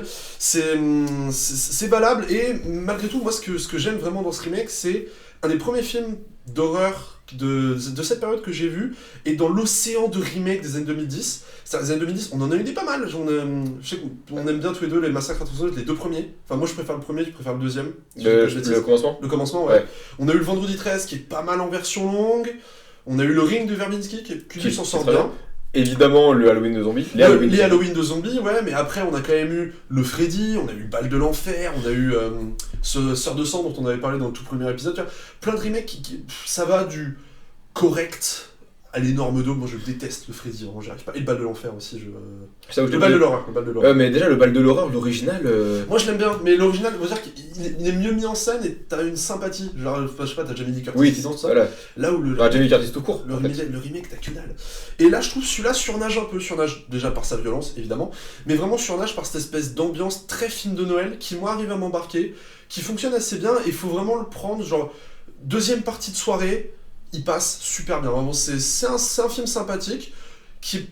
J'arrive pas à lui trouver de défaut majeur, à part vraiment son écriture de personnage qui est vraiment à la ramasse. Et peut-être le fait que le film ait quelques longueurs, notamment vers son milieu, où il met un peu de temps à se mettre en place. T'as des trucs qui sont amorcés, pas forcément utilisés, genre... Je sais pas pourquoi le film essaie de te mettre un coup de pression sur la fille blonde à lunettes. Au début, oui. Ouais, il essaie de te mettre un gros coup de pression sur elle, et ça fait rien, et tu te dis, bon, ok, pourquoi pas. Mais voilà, moi c'est un film que j'aime bien, c'est aussi un des premiers que j'ai vu, j'ai une sympathie particulière pour lui. Maintenant, est-ce que c'est un bon film ? Je sais pas nécessairement, mais c'est pour moi un film que je prends beaucoup de plaisir à revoir régulièrement à Noël, évidemment dans sa version non censurée, parce que il y a quand même quelques kills. Je te laisse parler des meurtres, tu seras plus à même sur le sujet. Il y a quand même quelques kills très sympathiques. Alors, perso, ce que je pense du film, bah c'est très cool. C'est vraiment cool Black Christmas 2006. Est-ce que c'est un bon film ? Je sais pas, honnêtement je ne pense pas. Je ne pense pas que c'est un bon film. Tu parlais, c'est un film dans lequel je prends beaucoup de plaisir. Tu parlais des personnages, en fait son problème c'est pas que les personnages sont mal écrits, c'est qu'il y en a trop. Aussi. Et en 1h30 tu peux pas tous les développer. C'est-à-dire que vraiment il y a trop de personnages. Surtout il y a un body count qui est élevé, je crois qu'il y a quand même une dizaine de meurtres. 16. Ouais, bon. Et 16 meurtres à l'écran, ou parce que par exemple celui de Mary-Elizabeth Winstead, alors oui, Mary-Elizabeth Winstead meurt, aucun film n'est parfait, mais t'as 18, pardon, j'ai dit 18. Ouais, 18, mais tu dois peut-être en avoir 4-5 qui sont hors écran quand même. Mais le film est très généreux globalement. Un peu moins que ça, et à noter, il y a les deux meurtres après des tueurs. Un des meurtres, notamment, donc on divulgage, celui de la fille dans le lit avec la licorne. Oui. Celui-là n'est pas dans la version censurée. Celui-là a été cuté de la version censurée. Ce qui fait qu'il y a un personnage, on ne sait pas où il est. Dans la version censurée, il n'est pas là. Bah, un peu comme Saruman dans l'Auteur du Roi version cinéma. Ouais, c'est ça, bah, tu le vois mort, mais elle non, tu le vois pas mort, tu le vois pas du tout. Ok. C'est-à-dire que Gandalf dit laissons-le se démerder avec les Ents. Bisous à lui. Mais non, vas-y, je continue sur Black Christmas. Mais donc, pour moi, c'est assez réussi. C'est-à-dire que tu parles aussi de la mise en scène, mais pour le coup, ça va mettre en scène des meurtres. c'est pas non plus donné à tout le monde. Et là, pour le coup, ça le fait quand même très bien. Ça fait très très mal. Il y a certains qui font. On n'est pas non plus dans Dream Home en termes de talent et d'ambition de mise en scène. Oui. Mais là, on va dire c'est très fonctionnel, ça montre ce que ça doit montrer et c'est très efficace. Efficace, c'est le mot. C'est vraiment le mot. C'est-à-dire que il y a vraiment les yeux, il y a, comme t'as dit, les coutilles en peau humaine. Celui-là, il est dégueulasse. Hein. Celui-là, je l'avais vu, la première fois que je l'ai vu, j'étais en mode ah, pardon. Mais même tout au-delà de ça, tout le flashback où t'apprends l'enfance du tueur qui est absolument atroce. Même si j'avoue que mon gros point négatif sur ce flashback, c'est qu'ils ont mis une espèce de filtre jaune pisse. Parce que le tueur a la peau jaune, ouais, le tueur a une la sorte de jaunisse. jaunisse à la con, je sais pas Ouais, si c'est ça, mais, mais pour le coup, je trouve que c'est à moitié réussi ce détail parce que c'est jamais vraiment exploité, c'est juste du coup. Et surtout, c'est ce trope que j'aime pas trop, qui est très personnel mais qui moi me dérange, c'est ce côté t'as une maladie donc t'es moche. Et c'est un truc qui moi me. Ok. Surtout, je sais pas pourquoi, mais la jaunisse, parce qu'il y a quelques jours, me demande pas pourquoi, j'ai revu quelques passages de Giallo, de Argento. Le tueur a aussi. Bonne question. Le tueur a aussi la jaunisse, et je me dis, mais pourquoi la jaunisse? Enfin, jaunisse égale méchant, tu vois, c'est ce genre de truc, et je me dis. Très maladroit, mais après c'est moi qui chipote. Parce que Giallo, ça veut pas dire jaune, justement. Si, mais c'est jamais amené. C'est juste le tueur à la jaunisse. Ok. Après, je pense que Glenn Morgan ne s'est pas embarrassé de ce genre de considération. Non, mais après, c'est pour qu'il soit identifiable aussi. Je pense ce genre de truc. Même si finalement, le twist, le tueur a une sœur. Et c'est elle qui tue. C'est les deux qui tuent en fait. C'est assez peu clair. Voilà. C'est un des nombreux défauts du film. Ouais. Une sœur qui est aussi sa fille, du coup, parce que c'est le résultat de sa mère. De quand sa mère l'a violée en fait. Violée, ouais. Le film au moins ne le montre pas. Oui, le film ne le montre pas. On le comprend bien, mais ouais. Non, c'est. Ouais, comme on dit, le flashback est assez. Vraiment hard. C'est dégueulasse. Comme j'ai dit, c'est un film que j'aime bien parce qu'il est sale ambiance. Ça n'ose. Toujours, bon film, pas sûr, sale ambiance, ça il l'est. Voilà, donc, moi j'ai noté que l'histoire était simple et efficace. Vraiment, simple et efficace. C'est-à-dire que il n'y a pas de fioriture ou quoi, juste, il y a des meufs dans une maison, il y a un tueur, il y a des tueurs, et il y a des meufs qui vont se faire tuer. Voilà. Voilà, c'est globalement, c'est 50% de slasher. Au moins il sait ce qu'on en attend, on va dire. Il cherche pas à aller plus loin que ça. Il fait le boulot. Il fait le boulot. Et les actrices, bon, jouent pas toutes bien, mais il y a. Miou. Il y a Marie-Elisabeth Olsen et il y a. Il y a cette ambiance sororité aussi qui fait que t'as quand même. Tu sens qu'elles sont uniques, elles s'engueulent quand même souvent, mais. T'as un peu de sympathie à chaque fois pour chacun d'elles, c'est sympa. C'est ça. Et.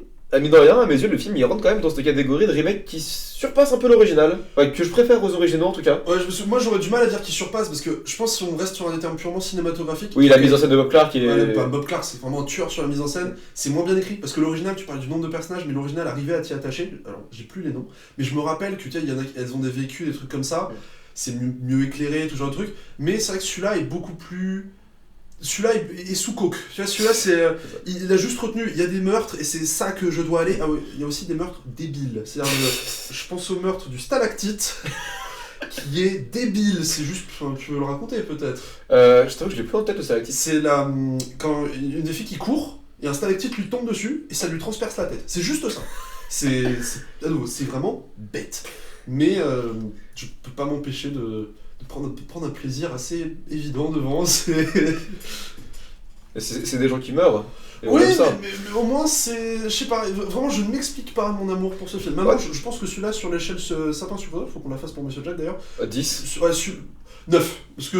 9 parce qu'il est aussi à 9 sur l'échelle citrouille bonbon. Ouais, il y a ce que. L'étrange de Monsieur Jack, 9, voilà. Non, sur celui-là, moi c'est peut-être 8, tu vois, parce que il n'y a pas un plan sur.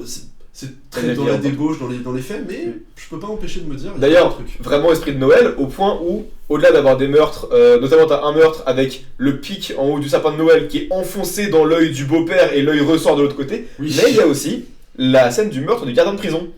Avec le sucre d'orge. Avec le sucre d'orge taillé en biseau et planté dans la gorge là. Taillé en pointe, ouais. Non, c'est un film qui. Ah non, après, par contre, c'est vraiment un film qui est bête. C'est un film qui est très très bête. Ah oui. C'est vraiment très très très très con, quoi. C'est sortez de la maison. Non, tu sais, c'est ce genre de film où, si elles partaient, elles peuvent partir. Surtout que c'est une sororité, donc il y a quand même des voisins et des trucs comme ça. Mais elles ne le font pas. Voilà, c'est ce genre de mystère. Et j'avais aussi noté pour parler de la photo, mais la photo est vraiment est vraiment belle à certains moments. Je pense notamment à la prison. Oui. La cellule et Avec l'ombre sur... avec l'ombre, les décos de Noël. Mais ça, dans mes souvenirs, t'avais le même plan dans l'original. Dans mes souvenirs, t'avais le même truc dans l'original justement, de la chaise à la Le rocking chair, ouais. Ouais, le rocking chair avec la personne dessus. Peut-être. Donc voilà, c'est tout ce que... Non, je me répète encore, mais bon film, peut-être pas, plaisir, ça oui, sans vous garantie. Et, enfin rapidement sur le Black Christmas 2019, non, sur le Black Christmas 2019, j'avoue que je m'étais fait les 3 Noël dernier, les 3 d'affilée. Du coup, bon, je confirme que le remake 2006 ne tient pas avec l'original. Mais le 2019, ce qui m'avait assez sauté aux yeux, déjà, c'est que la bande-annonce te spoil tout le film. Je l'avais pas vu, je crois. C'est un concept assez fantastique.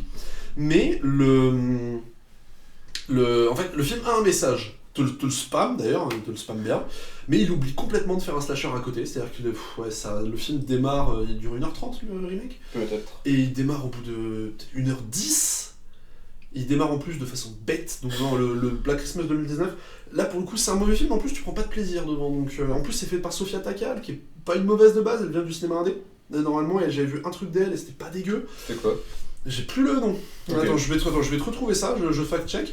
Mais toi, si tu veux parler rapidement sur 2019, qui est, je pense qu'on est d'accord là-dessus. Je veux pas en parler. C'est vrai que, à combien est-ce que tu mettrais sur Citrouille et Bonbon pour le Black Christmas 2019? Sur Sapin Sucre d'Orge. Sapin Sucre d'Orge, pardon, j'avais le Citrouille et Bonbon en tête. 7-8, hein. On est sur un 8? On est sur un 8. On s'accorde sur le 8. Okay. Et le film de Sofia Takal que j'avais vu, c'est Always Shine, qui était pas mal. Ok, j'ai pas vu.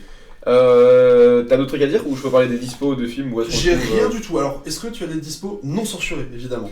Alors, je vais commencer par ce qui est disponible chez nous, à savoir ce putain de DVD TF1 vidéo qui t'annonce version non censurée 1h35 qui dure 1h20. Non. Ils vendent la version la plus uncut et la version la plus cut. Ouais, non, ça fait partie des DVD de TF1 vidéo un peu pété. Voilà, mais donc sinon, il est dispo, il vient de ressortir vraiment fin novembre, début décembre, en Blu-ray en Allemagne avec les 3 cuts. Ouais. Voilà, donc ça, c'est vraiment la version à prendre. Et sinon, il est disponible sur Vudu.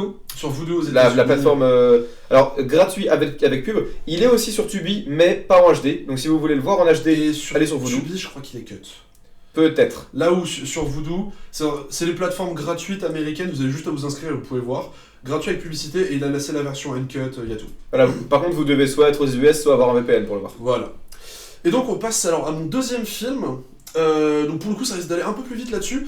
Alors ce qui est Christmas Horror Story. Alors pourquoi je l'ai pris? J'en avais un souvenir assez sympathique. J'aime beaucoup les films à sketch. Et Christmas Horror Story, ça fait partie de ces films à sketch qui est sorti un peu dans un mouchoir de poche avec, il me semble, Tales of Halloween daté de cette période-là aussi, Trick or Treat aussi. Ouais, bah, les deux de la même année, Trick or Treat quand même bien avant, parce que Trick or Treat il avait fait un festival en 2007 et après il est sorti en 2009. Voilà, mais tu sais, c'est ça où c'est sur 10 ans, tu vois, il y en a pas mal qui étaient sortis. Je sais qu'il y avait aussi un film qui se passait avec les 50 États des États-Unis. Alors c'est une série, je crois, 50 Fear ou Fright, un truc comme ça. Mais en tout cas, c'est vraiment sympathique. Alors, mais c'était l'époque aussi de Holidays aussi, qui est un... que j'ai jamais vu, mais à ce qui paraît, il est pas terrible. Ah, il est pas fou, donc c'est un film à sketch avec un segment par fête, donc il y a un segment sympathique, un segment Saint-Valentin, Noël. Je me demande aussi s'il n'est pas sorti dans la même veine que ABC of Death, qui est pas terrible non plus. Enfin, ABC of Death, il date d'un peu avant. ABC of Death, c'est 2012, je crois. Ok, donc sûrement autour du 2. Et donc c'est sorti en 2015, ça dure 1h40, le plus long, je crois, qu'on a. Peut-être que le dernier à toi est plus long. Non, le dernier à moi il dure 1h30. Il dure pas plus d'1h35. En tout cas, c'est que des films qui s'enfilent très bien. Alors, c'est réalisé. J'aime beaucoup. C'est réalisé par des à peu près des inconnus. Alex Moon, qui ont bossé sur une saga que moi j'aime énormément, qui est la saga Ginger Snaps, qui est la saga de le loup-garou. J'ai vu que le 1, mais le 1 est super. Ouais, mais le 2 est vraiment une bonne saga, généralement. Joe Dante adore Ginger Snaps. A raison, mais il a bon goût le Joe. Donc à la réalisation, on a Brett Sullivan, qui était réalisateur sur Ginger Snaps 1 réalisateur sur le 2 et monteur sur le 1. Steven Oban, qui est un producteur qui est très proche de Vincenzo Natali. Je crois qu'il a produit Splice, je crois qu'il a produit Dans les hautes herbes, je crois que c'est lui. Enfin, il a produit tous les récents, et il a notamment produit l'excellentissime Come True, dont j'avais parlé dans la 7ème dimension sur l'épisode de Vincenzo Natali, qui est un film que je recommande énormément, qui fait un peu peur, qui est très peur même. Et c'est lui qui est sorti très récemment là Come True, il date de 2020 ou 2019. Même, ouais, 2020-2021, dans ces eaux-là, ouais. 2020, je crois. Je crois qu'il avait fait Il y a Gérard... moins de 3 ans. Je crois qu'il avait fait Gérard Armé en 2021. Un truc Ouais, en comme tout ça. cas, moi, c'est un film qui m'a pas mal impressionné. Je pense que, bah, nous, c'est ce genre d'ambiance que j'aime bien, un peu éthéré. Ouais. Moi, j'aime beaucoup. Ok. Et il est également réalisé donc, par Grant Harvey, qui est le réel de Ginger Snaps 3. Il est écrit par à peu près des inconnus totaux. Je ne vais pas. Je ne vais pas. Vraiment Toto, c'est ça. Ouais, c'est écrit par 4 personnes, ce qui est généralement pas très bon signe. Ici, ça se ressent un peu.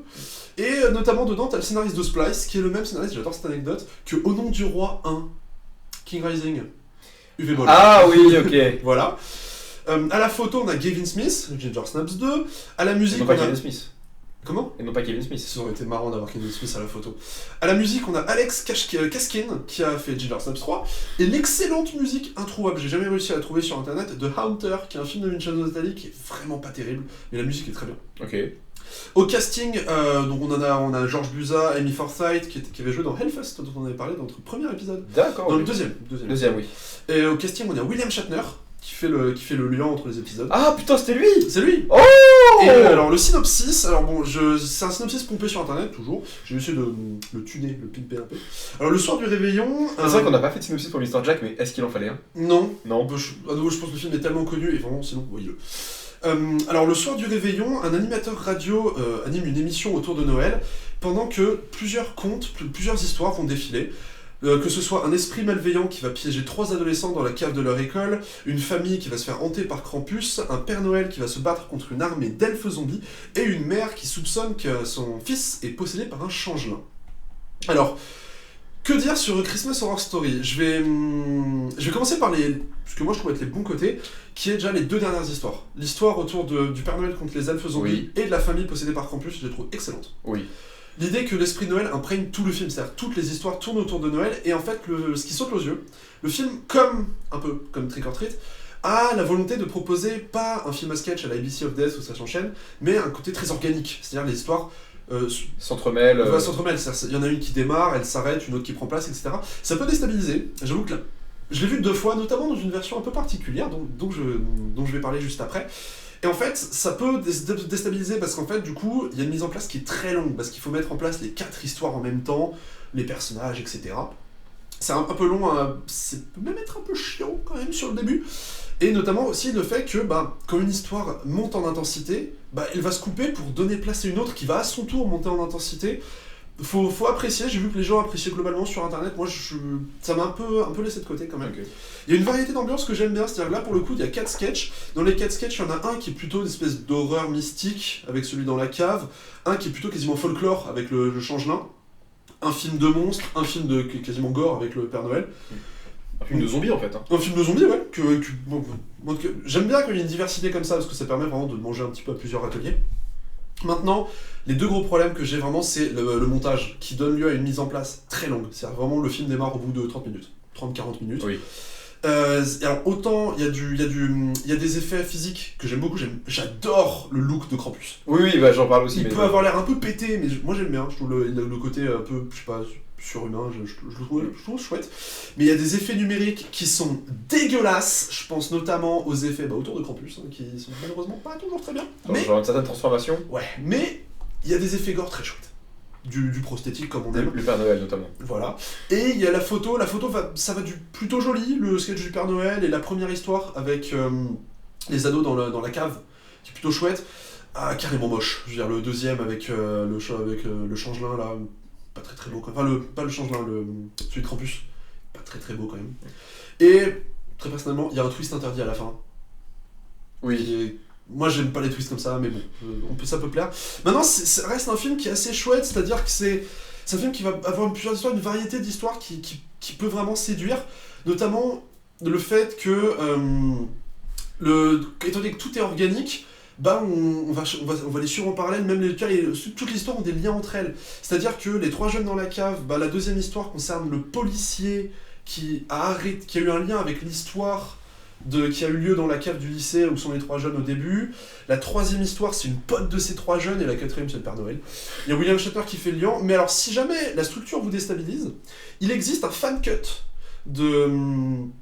Christmas Horror Story, vous avez juste à taper Christmas Horror Story Fan Cut, c'est le premier qui apparaît. Vous pouvez contacter celui qui a fait le fan cut, ce que j'ai fait. Et en fait, ce qu'il a fait, c'est qu'il a réorganisé le film. C'est-à-dire que il a fait en sorte que toutes les histoires se suivent de façon linéaire, chronologique, et qu'à chaque fois, William Shatner fait le lien entre chaque. Donc, ça donne une toute autre structure au film. On perd le côté organique pour plus un côté conte de Noël. Les fan cuts, on aime ou on n'aime pas. Moi, j'avoue que j'aime bien parce que ça permet de donner d'autres regards sur les films. Je vais me souvenir des fan cuts d'Indiana Jones, qui en fait sont des cuts qui coupent tous les effets qui peuvent être entre guillemets choquants pour les enfants, qui transforment Indiana Jones vraiment en film pour enfants. Et honnêtement, alors moi je préfère 100 fois les versions originales évidemment, mais je trouve que c'est des approches différentes. Ça montre ce qu'on peut faire avec du montage. Moi, il y a une fan cut alors que j'ai pas encore vu en entier, mais que je me mate pour le prochain 4 mai. Oui, Star Wars. C'est la Mandalorian Cut, enfin la Siege of Mandalore Cut de Star Wars 3. La cut avec tout le siège de Mandalore en parallèle. C'est ça, où t'ajoutes, et aussi en ajoutant des morceaux de la série Clone Wars en 2D, la série de Genndy Tartakovsky. Ouais. Donc avec notamment l'enlèvement de Palpatine par Grievous. Cette scène est géniale.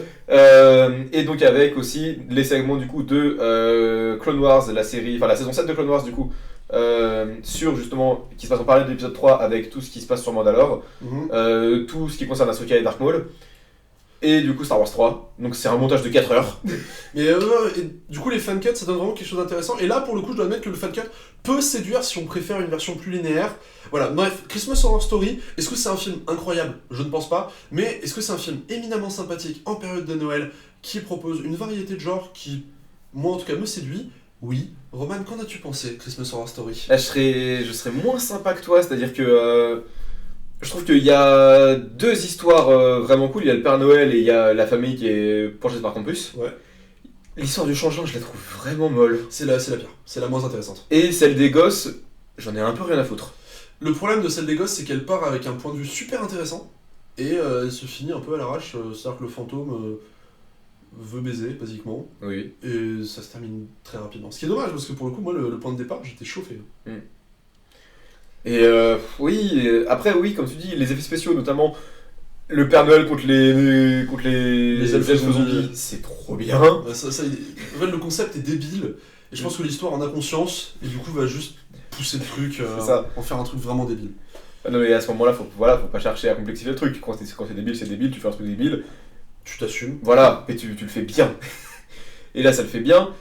Ouais, les effets visuels, par contre, la transformation de la meuf survivante en Krampus. Allez, c'est pas beau. C'est. Non.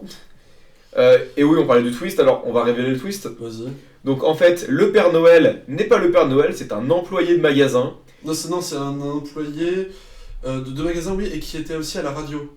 Qui est, tu sais, avec William Shatner. Tu le vois au tout début, en fait. Ah, ok. C'est lui qui met le truc Christmas Sucks. Ok, et qui en fait n'affronte pas des elfes zombies, mais ses collègues. Et il les massacre. Il les massacre sales. Et d'ailleurs, il finit par affronter Krampus. Alors, clairement, moi on me dit Père Noël contre Krampus. Oui. Mais ouais, pour le coup, là, ça. En fait, c'est le dirigeant du magasin. Et oui. Voilà, ça se termine sur le fait qu'il se fait abattre. Voilà, c'est très simple finalement comme conclusion. Oui, non, mais c'est. Après, c'est les fameux twists, c'était moi depuis le début, moi ça me fait un peu grincer des dents. Ouais, mais donc ouais, c'est des segments vraiment très inégaux. On est pas sur de Trick or Treat là, clairement. Non, clairement pas. On est plus sur de Tales of Halloween. On sent des inspirations quand même. Oui, mais niveau homogénéité en qualité des segments, on est plus proche de Tales of Halloween Oui, quand même. que Trick or Treat. Et ouais, moi aussi j'aime beaucoup le design de Krampus. C'est-à-dire qu'il change de tout ce qu'on a eu après. En fait, c'est-à-dire que c'est un vrai monstre. C'est un vrai monstre. Il est blanc. Il est vraiment beaucoup plus humanoïde. Il est très grand. Il est vraiment menaçant. Krampus, je détaillerai après sur le film éponyme.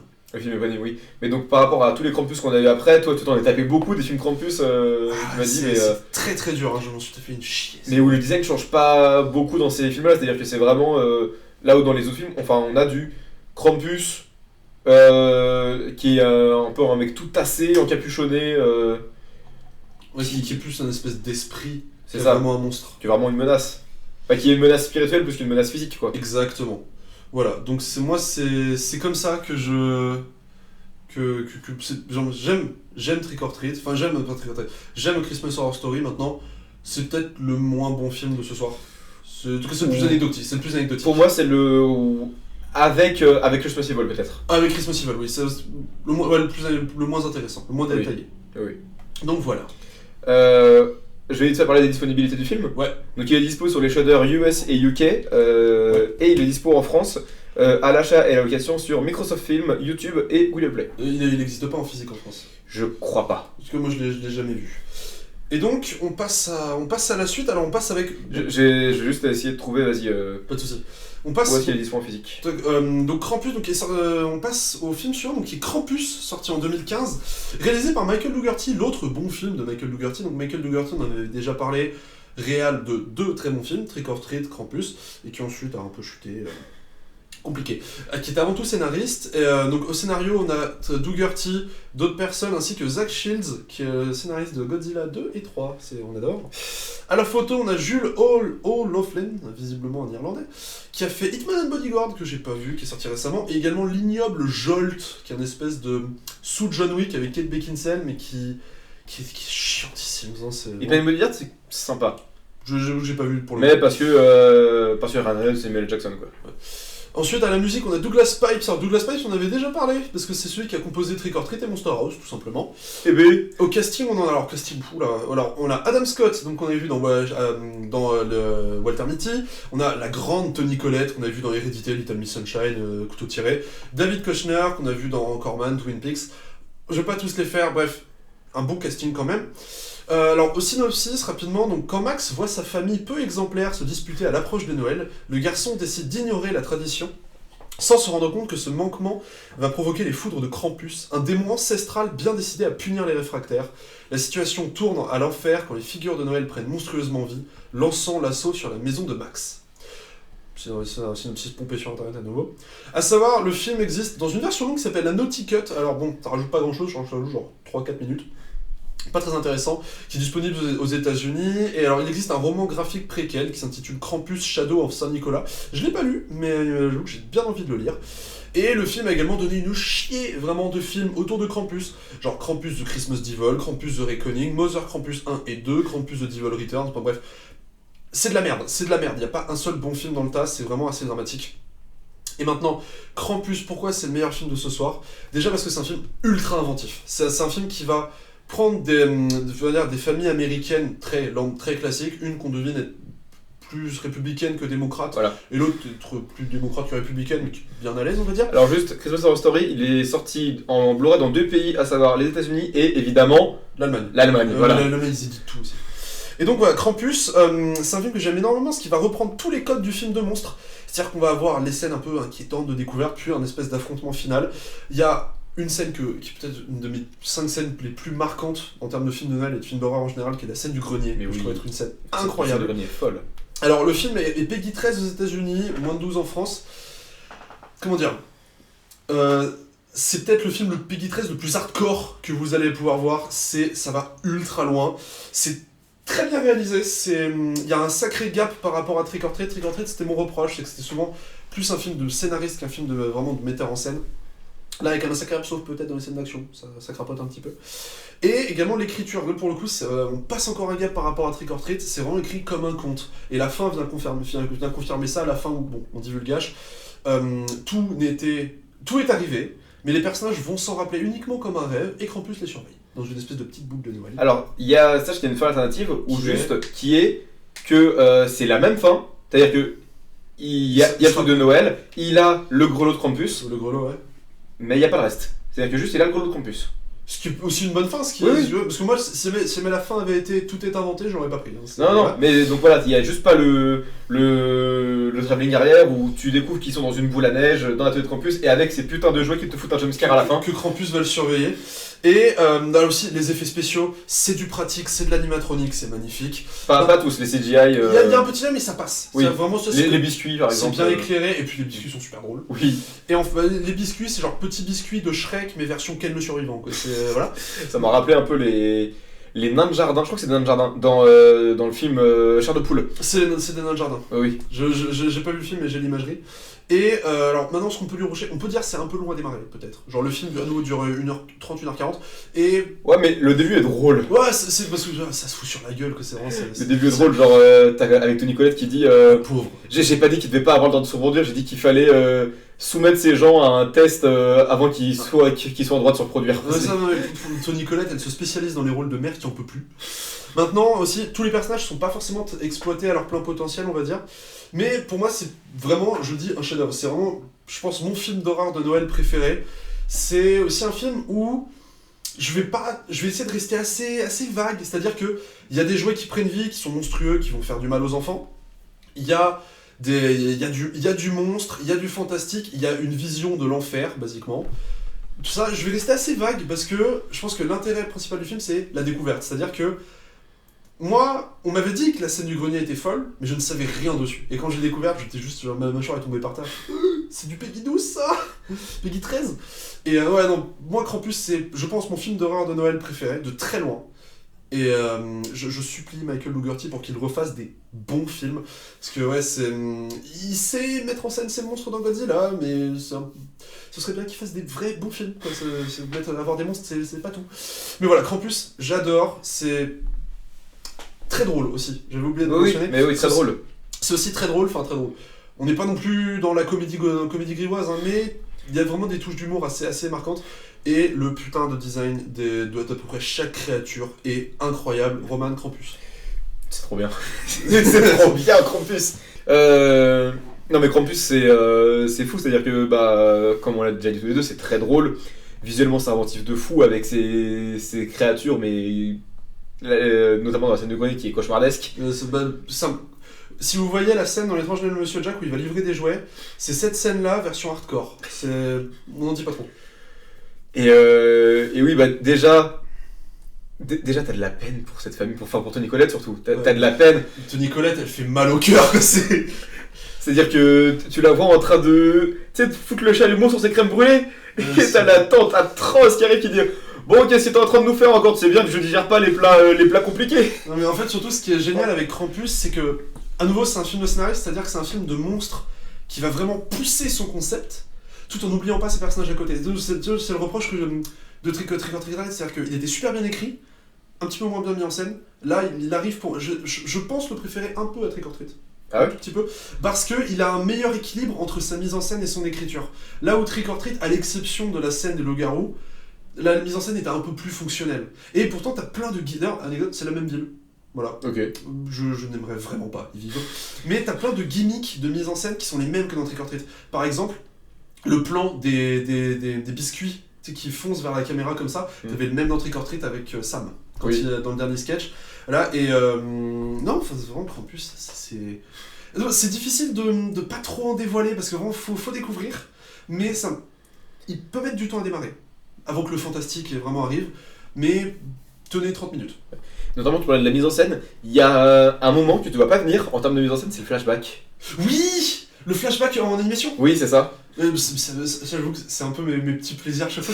Je sais pas pourquoi, les flashbacks en animation, c'est un truc récurrent. Il y a ça aussi dans quelques minutes après minute. Mais moi j'adore. Dès que j'en vois, je fais oh, c'est bien ça. Mais le flashback de la grand-mère où t'apprends qu'elle a déjà croisé Krampus. Krampus, c'est. Non, puis oui, Krampus, t'as déjà tout dit, mais en termes de mise en scène, c'est fou. Les scènes d'angoisse sont vraiment angoissantes. Les scènes drôles sont vraiment drôles. Moi, j'avoue que j'ai un gros crush en scène qui m'a beaucoup fait rire sur le chien et les petits biscuits. J'en dis pas plus, mais si tu vois, c'est. Alors, je crois que je vois plus. Oui. Je mime, on va dire pour ne pas le dire, mais cette scène m'a beaucoup fait rire. Mais juste oui, Krampus c'est le film d'horreur de Noël ultime, c'est-à-dire que par excellence, ouais. C'est-à-dire que pour moi le film de Noël ultime, ça doit se jouer peut-être entre Klaus et les 5 légendes. Mais le film d'horreur de Noël ultime, c'est Krampus. C'est Krampus. Ouais, je sais pas, moi mon film fantastique de Noël, ouais, ça doit être j'aime beaucoup Scrooge avec Bill Murray. Ah, j'ai pas encore vu. Fantôme en fait, que j'aime beaucoup. Ouais, je l'ai pas encore vu.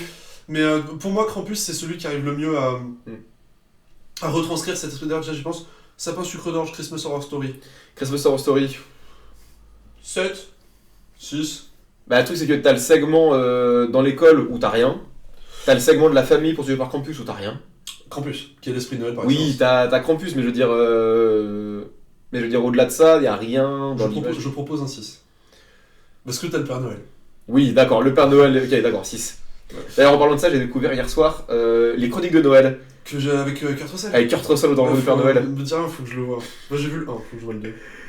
Il y a une certaine scène dans une prison où tu te rappelles que le gars a joué Elvis. Mais ce qui est vraiment Krampus, surtout, tu me diras, il est assez simple à trouver aussi. C'est vraiment là pour le coup, on n'a pas trop de films durs. Moi je sais que j'avais beaucoup hésité à prendre à la place de Christmas Horror Story Rare Exports, Ah ouais. le Père Noël maléfique ou Synth de Dick Maas. Ouais. Mais est-ce que c'est un film de Noël? Selon moi, oui, parce que c'est Saint-Nicolas.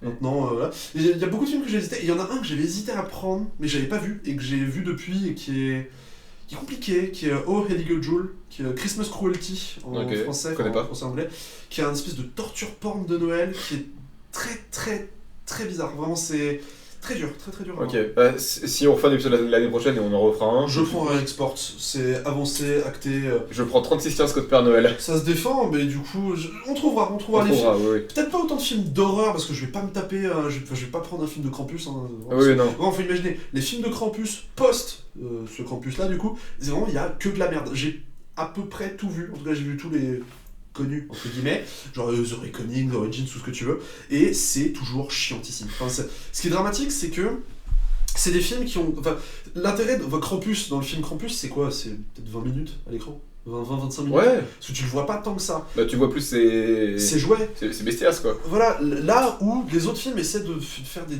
demi-slashers de Krampus, il y en a un, alors je sais plus si c'est Mother Krampus, non c'est pas Mother Krampus, c'est Origins ou The Reckoning, enfin bref, la merde, qui essaie de faire Conjuring avec Krampus, et étonnamment ça ne marche pas. Surprenamment, mais là vraiment Krampus, il y a que de la merde après, voyez celui-ci, et la Naughty Cut, si vous voulez savoir, ça rajoute quelques trucs dans le grenier, quelques petites scènes un peu méchantes, elles sont visibles sur YouTube. Un peu naughty en fait. Un peu naughty. Il y a quelques trucs à la fin aussi, lorsque Krampus, on va dire, est avec l'enfant. C'est dur de pas en dire. Et il y a des scènes de dialogue au début, mais c'est vraiment pas le genre. Même si le coffret dans lequel il est édité, je crois que c'est chez les mêmes éditeurs, je crois que c'est chez Shout Factory. Je crois que c'est les mêmes qui ont fait Trick or Treat. Oui. Il est sublime, le coffret. Après, les Collector's Edition de Shout Factory sont magnifiques à chaque fois. Le problème, c'est que Shout Factory saisonné et ils éditent que avec la VO et les sous-titres anglais. Ouais, après ils ont plein de Ou alors le doublage anglais quand c'est un film pas tourné en anglais, mais voilà. Généralement, ils ont plein de bonus, donc ça c'est chouette. Oui. Mais voilà, Krampus, moi je dis, c'est mon film préféré de ce soir. J'aime beaucoup le dernier dont on va parler. Tu préfères Krampus et Mr. Jack? C'est compliqué parce qu'en fait, pour moi, c'est deux films que j'aime énormément, mais Krampus, c'est un film qui vraiment m'a surpris et bon, c'est un autre débat, d'autres questions. Mais aujourd'hui, dans le cinéma d'horreur, on va dire actuel, sur les 10 dernières années, c'est très difficile d'être surpris ou d'être vraiment pris dans quelque chose. Tu vois, il y a eu évidemment de très bons films, c'est pas ce que je veux dire, mais qu'il n'y a pas beaucoup de films où je me dis, ça je m'y attendais pas, ça j'avais jamais vu ou autre, et Krampus y arrivait. Okay. C'est ce que je veux dire. T'as des exemples de films comme ça qui sont sortis en 2022? En 2022, je t'avoue que X par exemple, X avait une approche qui est sorti chez nous, en 2022 j'entends, X a une approche, notamment déjà de son milieu, qui est le milieu du porno, et espèce d'hommage à Massacre à la tronçonneuse, le côté white trash, que j'avais jamais vu avant, que j'avais jamais vu de cette façon-là en tout cas, où en 2022... The Sadness qui m'a beaucoup secoué. Je pensais à The Sadness, je pensais à Terrifier 2 mais qui sort... Terrifier 2 aussi. Qui sort début 2023. Ouais. Mais je pensais à Nope aussi. Même si Terrifier 2, je suis surpris parce que c'est ultra bourrin, mais je suis surpris parce que c'est sorti aujourd'hui. C'est plus ça, tu vois. Là où The Sadness, là j'avoue j'avais jamais vu ça. Oui. Genre le truc la scène de l'œil. Tiens ça, ou même... Et Nope... Nope a un côté Spielbergien dans sa conception de l'horreur. Après, je suis pas le plus gros fan de Jordan Peele.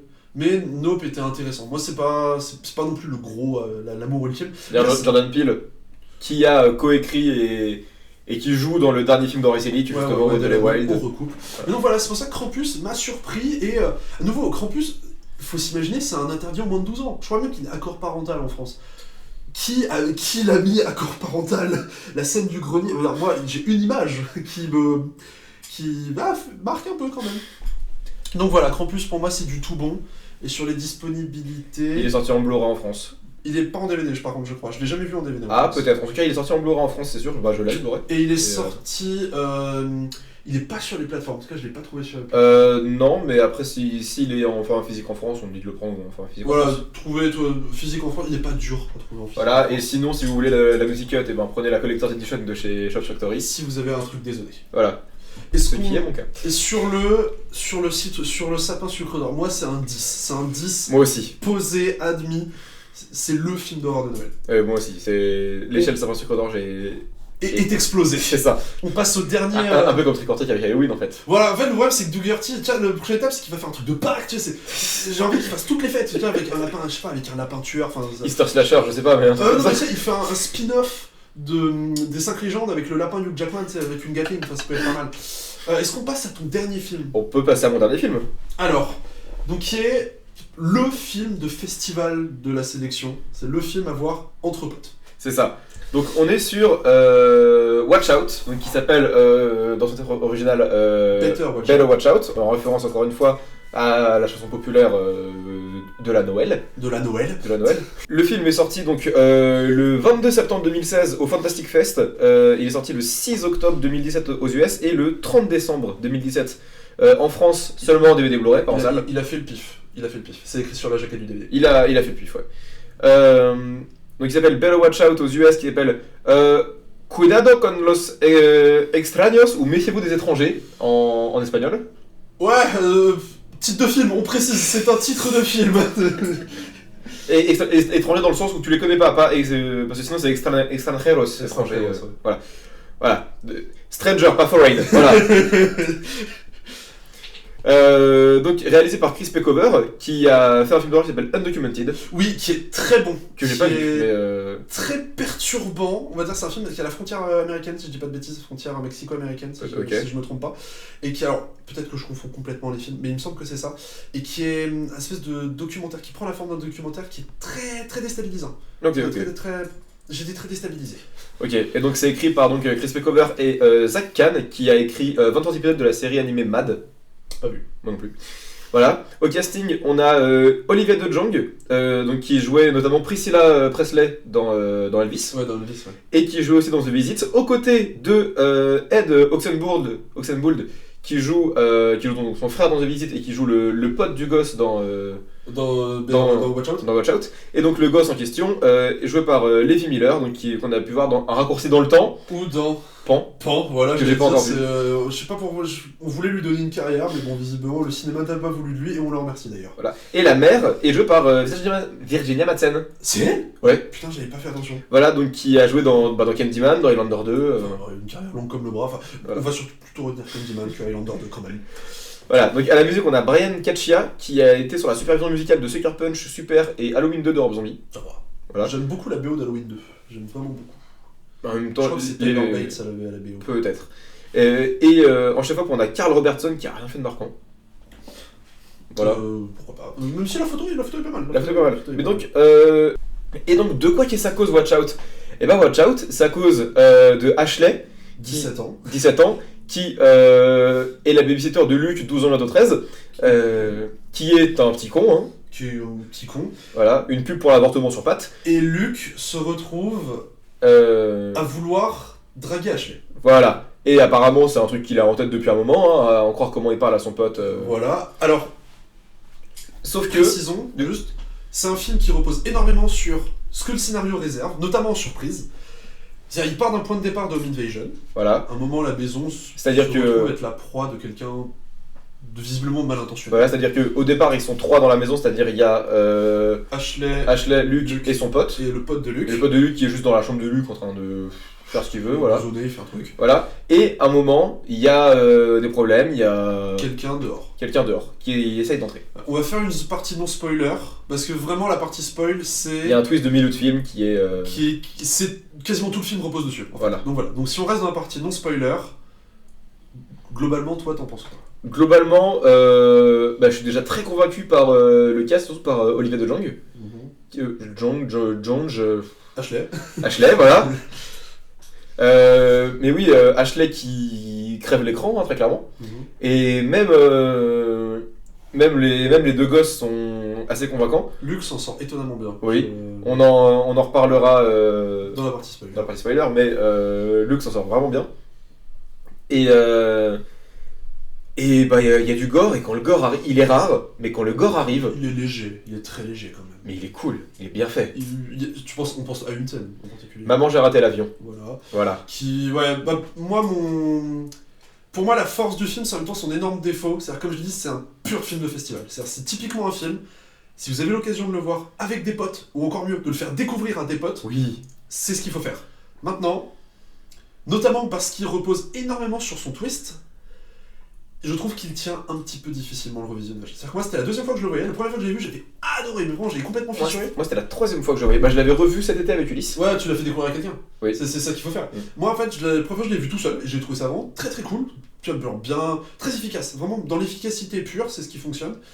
Et en le revoyant, en sachant comment le film va twister, je trouve ça un petit peu... pas nul, loin d'être nul, loin d'être nul, mais je trouve que ça tient un petit peu difficilement. Maintenant, je sais que c'est typiquement le genre de film, j'ai qu'une envie, c'est de faire venir des portes et de faire « Attends, je te fais découvrir un truc. » Genre là, j'ai offert le DVD à un ami, on devrait le voir ensemble en janvier, je lui ai dit « Ne vois rien dessus, tu ne dois rien savoir. » Et vraiment, c'est le genre de film, c'est un peu comme One Cut of the Dead. Oui. Ramenez des amis, montrez-leur le film, et voyez comment évolue leur réaction au fil du film. Ça marche à coup sûr. Est-ce qu'on peut divulgacher maintenant ? On entre dans la zone divulgachage. Je te laisse raconter. Et ben, en fait, y a personne qui essaye d'entrer dans la maison, c'est-à-dire que c'était le pote de Luke. Et en fait, tout ça faisait partie d'un plan à la base pour séduire Ashley, mais qui va dériver en un plan où il va globalement la séquestrer. Et vouloir l'agresser sexuellement. Je veux dire, moi, il y a plus d'une scène où je me suis dit, il va la violer. C'est ça. Déjà, il y a une scène où... Il la touche. Voilà, le pelotage. Le bon pelotage qui est un peu dérangeant d'ailleurs comme ça. Ouais, non mais très dérangeant. Et il y a du coup qui va vouloir buter le copain et l'ex d'Ashley aussi. Dans une scène reprenant Maman, j'ai raté l'avion. Ouais, c'est avec un seau, c'est-à-dire tu parlais du gore tout à l'heure, c'est là, c'est-à-dire que le seau va lui éclater la tête. Alors en vrai, c'est très très très très soft. Hein. Oui. En fait, le gore est masqué par le fait que c'est un seau de peinture, du coup il y a de la peinture partout. Oui. C'est plutôt comme ça que ça joue. Maintenant, ça reste très efficace. Oui.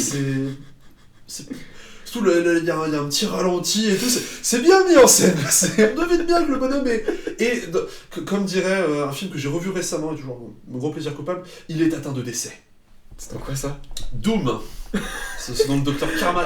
C'est de décès. C'est de décès. C'est The Rock qui dit ça en plus. Ouais, c'est une phrase, toujours quand je suis malade, tu me vois régulièrement la dire, c'est je suis atteint de décès. Phrase culte. Trop cinéma. Mais voilà, donc Better Watch Out. Et toi, du coup, le revisionnage, parce que moi justement, le problème que j'avais, c'est que quand tu sais que le film va twister et que le gamin est un petit con, une espèce de sadique en puissance, en fait, le film, c'est surtout, comment dire, il joue surtout sur une tension sur jusqu'où le gamin va aller, parce que le gamin va pas non plus très loin, c'est-à-dire il bute quelqu'un, mais une fois que cette scène est passée, entre guillemets, ça va. Ouais. Non, il bute deux personnes. Mais ça... 3 Ah oui, il bute son pote aussi. Oui. Il bute son pote. En fait, le film joue sur jusqu'où il va aller. Est-ce qu'il va faire quelque chose à Ashley ou pas, qu'est-ce qu'il va mettre en place comme stratagème. Et au final, il met pas tant que ça de trucs en place. Par là, je veux dire que, à l'exception du saut de peinture, du faux suicide de l'ex d'Ashley et du meurtre accidentel de son pote, ça va pas très loin. C'est surtout sur des dialogues et sur une tension qui se joue entre les deux. C'est pour ça que je pense que le revisionnage tient un peu moins bien. C'est-à-dire quand on sait que finalement il va entre guillemets faire que ça, je mets des guillemets parce que bon, c'est quand même... ça fonctionne, hein, je veux dire, c'est loin d'être un mauvais film. Ça perd un petit peu en valeur, on va dire... ça perd un petit peu dans la saveur qu'on peut en retirer. Maintenant, est-ce que c'est un mauvais film ? Clairement pas, et c'est typiquement le genre de film... Si vous avez des potes qui venaient, sortez-le à Noël, faites en sorte qu'ils ne sachent rien dessus, limite leur montrez même pas la jaquette, et juste vous leur dites, faites-moi confiance. Et la VO est très, je sais pas comment est la VF, je l'ai toujours vu en VO, et la VO, il y a plein de jeux de mots super efficaces. Non, je crois que j'ai découvert en VO et que je l'ai revu, les deux fois où je l'ai revu c'était en VF. Et la VF est quand même cool. Moi, on a des bons doubleurs, on n'est pas en Allemagne. Mais voilà, donc Better Watch Out, très sympathique. Juste ça. Si vous l'avez pas encore vu, vous avez énormément de chances de pouvoir le découvrir. Voilà. C'est surtout ça. C'est ça. Et de le faire découvrir si vous l'avez vu, surtout. Ouais, c'est ça. Et il y a ce double twist, c'est-à-dire qu'à la fin, Ashley donc, est laissée pour morte par Luke qui veut mettre en scène ça comme un meurtre. Sur le dos de son pote. Non, sur le dos du mec d'Ashley. Du mec d'Ashley où il fait croire à un suicide après. Oui, c'est Bref, ça. il met tout en scène pour que lui ne soit pas inculpé du tout. Voilà, lui il fait semblant de dormir dans sa chambre quand ses parents reviennent. Côté Children of the Corn, un peu les enfants tueurs, c'est ça. C'est ça. Et Ashley survit. Elle est envoyée à l'hôpital et tu la vois faire un doigt À Luke. Luke. Qui demande à lui rendre visite. C'est ça qui. Alors, tu le vois le faire un doigt, le générique commence, et là, au bout de 45 secondes de générique, t'as Luke qui dit à sa mère je m'inquiète pour Ashley, on devrait aller la voir à l'hôpital. Voilà, c'est. On recoupe avec Black Christmas comme ça. Mais c'est un film qui fait dans l'efficacité, qui est généreux, c'est un film qui est gentil, mon seul problème c'est que j'aurais aimé un vrai gros pétage de câble. Même si un truc que j'apprécie beaucoup dedans, je pense, c'est qu'il n'explique pas le fait que Luke soit juste globalement un trou de balle. Parce que tu vois, si ça avait été du style, je sais pas, il a été violenté dans sa jeunesse, ce genre de truc, là pour le coup ça m'aurait vraiment gonflé. Là il n'explique pas. Et tu vois, ce que je m'étais noté dans mes notes, c'est manque un peu de fantaisie, entre guillemets. C'est-à-dire qu'il y a quelques scènes chocs, mais ça, je sais pas, ça. Il manque un truc qui fait que quand je le revois, je me dis, ah, ça j'ai hâte que ça arrive. Ça, c'est. Mais ça aurait manqué du coup, enfin, ça manque de scènes un peu plus. Enfin, de scènes de mise à mort par exemple, un peu plus spectaculaires. Bah, au-delà de mise à mort, juste d'un côté vraiment vicelard. C'est peut-être aussi mon côté pervers qui veut ça, mais typiquement. Le moment où le fait que son pote soit pas forcément en accord avec lui et que Ashley essaie de lier un lien avec lui pour s'en sortir, ouais. J'aurais aimé que ça se soit un peu plus creusé pour qu'il y ait peut-être, je sais pas, une ambiguïté qui s'en sorte entre les deux. Moi ça m'aurait plu, après c'est peut-être aussi mon côté sale con. Et maintenant aussi, un autre truc que je peux te laisser détailler, c'est un film qui joue super bien, je trouve, pas entre l'horreur et l'humour, c'est un peu tarte à la crème on va dire de jouer avec ça, tarte à la crème entre guillemets, mais entre l'horreur et le malaise, parce que tu sais pas, c'est un enfant, donc voilà. C'est ça. Je te laisse détailler. Bah, dans le sens où il commet des trucs atroces, mais il a 12 ans. 12 ans, bientôt 13. 12 ans, bientôt 13. Non, mais c'est le. Vraiment, tu le vois mettre en place des meurtres comme ça, et surtout tout organisé façon. Je sais pas, c'est méthodique. Façon psychopathe. Façon psychopathe, Hannibal Lecter, vraiment. Non, mais vraiment, genre, son plan est détaillé de A à Z. Il a prévu les imprévus, c'est-à-dire que voilà, le crayon dans la joue, par exemple. Voilà. Non, mais c'est-à-dire que vraiment, il y a ce côté. C'est un putain de psychopathe. Et il a 12 ans. Bientôt 13. C'est un peu. Voilà. C'est un peu un mélange entre Maman, j'ai raté l'avion et À l'intérieur. Oh oui. Enfin, un mélange tiré par les cheveux, faut imaginer, mais il y a de ça. Le capillotractage est évident, mais oui. À l'intérieur, c'est un film de Noël en plus. Oui. Putain, j'aurais dû le prendre. J'adore ce film, j'adore À l'intérieur. Faut que je le revoie. C'est incroyable, je trouve ce film fantastique. Recommandation rapide, si vous avez l'occasion de voir À l'intérieur et que vous avez l'esprit bien accroché et que vous n'êtes pas une femme enceinte, allez-y. Je mets l'accent sur vous n'êtes pas une femme enceinte. Oui, ne le voyez pas, c'est une femme enceinte. Ou si vous avez quelqu'un dans votre entourage auquel vous tenez qui est enceinte, ça peut laisser un sale goût dans la gorge, que c'est... voilà. Mais, bon, Better Watch Out, le conseil, je pense qu'on se mettra d'accord, qu'on peut donner, c'est inviter des potes. Voilà, ne leur dites rien. Pizza, coca, mettez-vous bien bière pour ceux qui boivent, coca pour ceux qui boivent pas, et voyez-le. Et vous verrez, au bout de 30-40 minutes, il y a un truc qui se passe. Il y a quelque chose. Bah, le fait qu'il se révèle être un psychopathe, et c'est un plaisir. Et Levi Miller joue bien mieux que dans Pan. Que j'ai pas vu, du coup. Qui est compliqué, le problème de Pan, c'est qu'il est pas intéressant en fait. Tu le vois, tu fais oui, bon, ok. Même Hugh Jackman dans Captain Crochet. Ça, il a une sympathie naturelle, mais il est pas incroyable non plus. Ok. Sur l'échelle du sapin sucre d'orge, c'est pas le 7. Ouais, un petit 7, tu vois. Un petit 7, ouais. Un petit 7 parce que ça se passe à Noël, mais en même temps, c'est. À part les décorations, t'as pas grand chose qui te dit ça. Bah d'ailleurs, elle est pas ligotée avec des guirlandes de Noël justement, Ashley, à un moment. Non, elle est ligotée, elle est scotchée. Avec du scotch. Non, il y a deux ligotages, je crois. Oui, c'est aussi, à un moment il y a des guirlandes. Bien vu, à un moment il y a des guirlandes. Je crois qu'à la fin, c'est des guirlandes, justement. Ça pourrait. Moi, si après, il y a le fait que son ex, là, il a écrit une lettre pour elle, enfin, qui fait passer pour une lettre de suicide après. Ouais. Enfin, c'est un film qui est vicelard, mais juste. C'est juste le revoir quand on sait, ça peut être un peu déceptif, on va dire. C'est juste ça. On clôture le sujet. On clôture l'épisode. Il est court l'épisode. Épisode court pour une fois, ma foi. Joyeux Noël, c'est un cadeau. Il n'y a aussi aucun mauvais film ici, sauf Black Christmas, peut-être Black Christmas 2006. Mauvais film, peut-être. Plaisir, toujours. Je répéterai beaucoup ça pour ce film.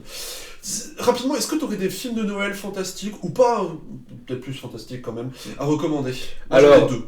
Moi j'ai les 5 légendes. Les 5 légendes. Il est excellent. La musique. La musique est excellente. C'est mon DreamWorks préféré. C'est mon DreamWorks préféré, les 5 légendes. Shrek quand même. Moi j'aime beaucoup Shrek. Après DreamWorks, le problème c'est qu'ils ont fait plein de trucs aussi, donc c'est... Oui. Mais les 5 légendes, très. Les 5 légendes incroyables. Il y aurait éventuellement 36 Scott Père Noël. Oui, qui est film français, René Manzor. Oui, qui est le népotisme Lalanne, le film.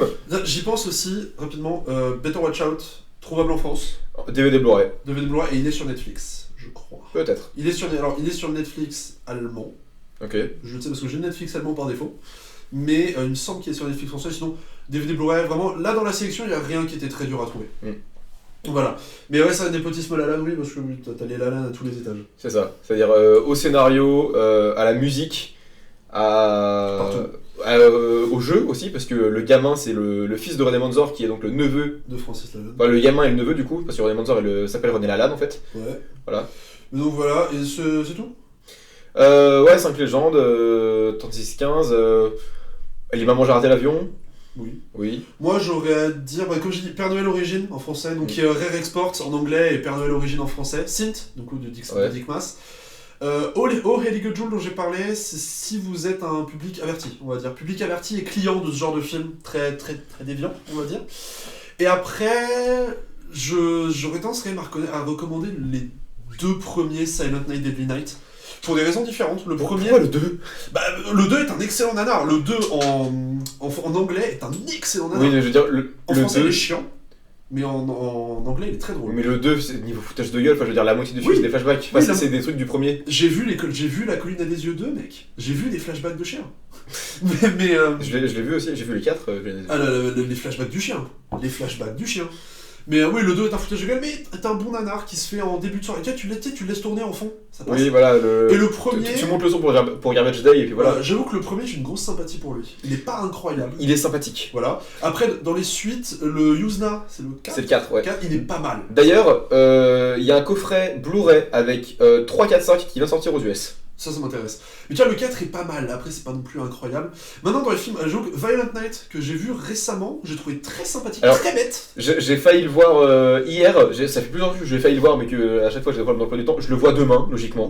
Tommy Wirkola, qui l'a réalisé, c'est un honnête artisan, il avait fait Death Snow 1 et 2, j'aime beaucoup le 2, j'aime vraiment beaucoup. Red vs Dead, le 1 est très gore, et le 2 est très bête, mais...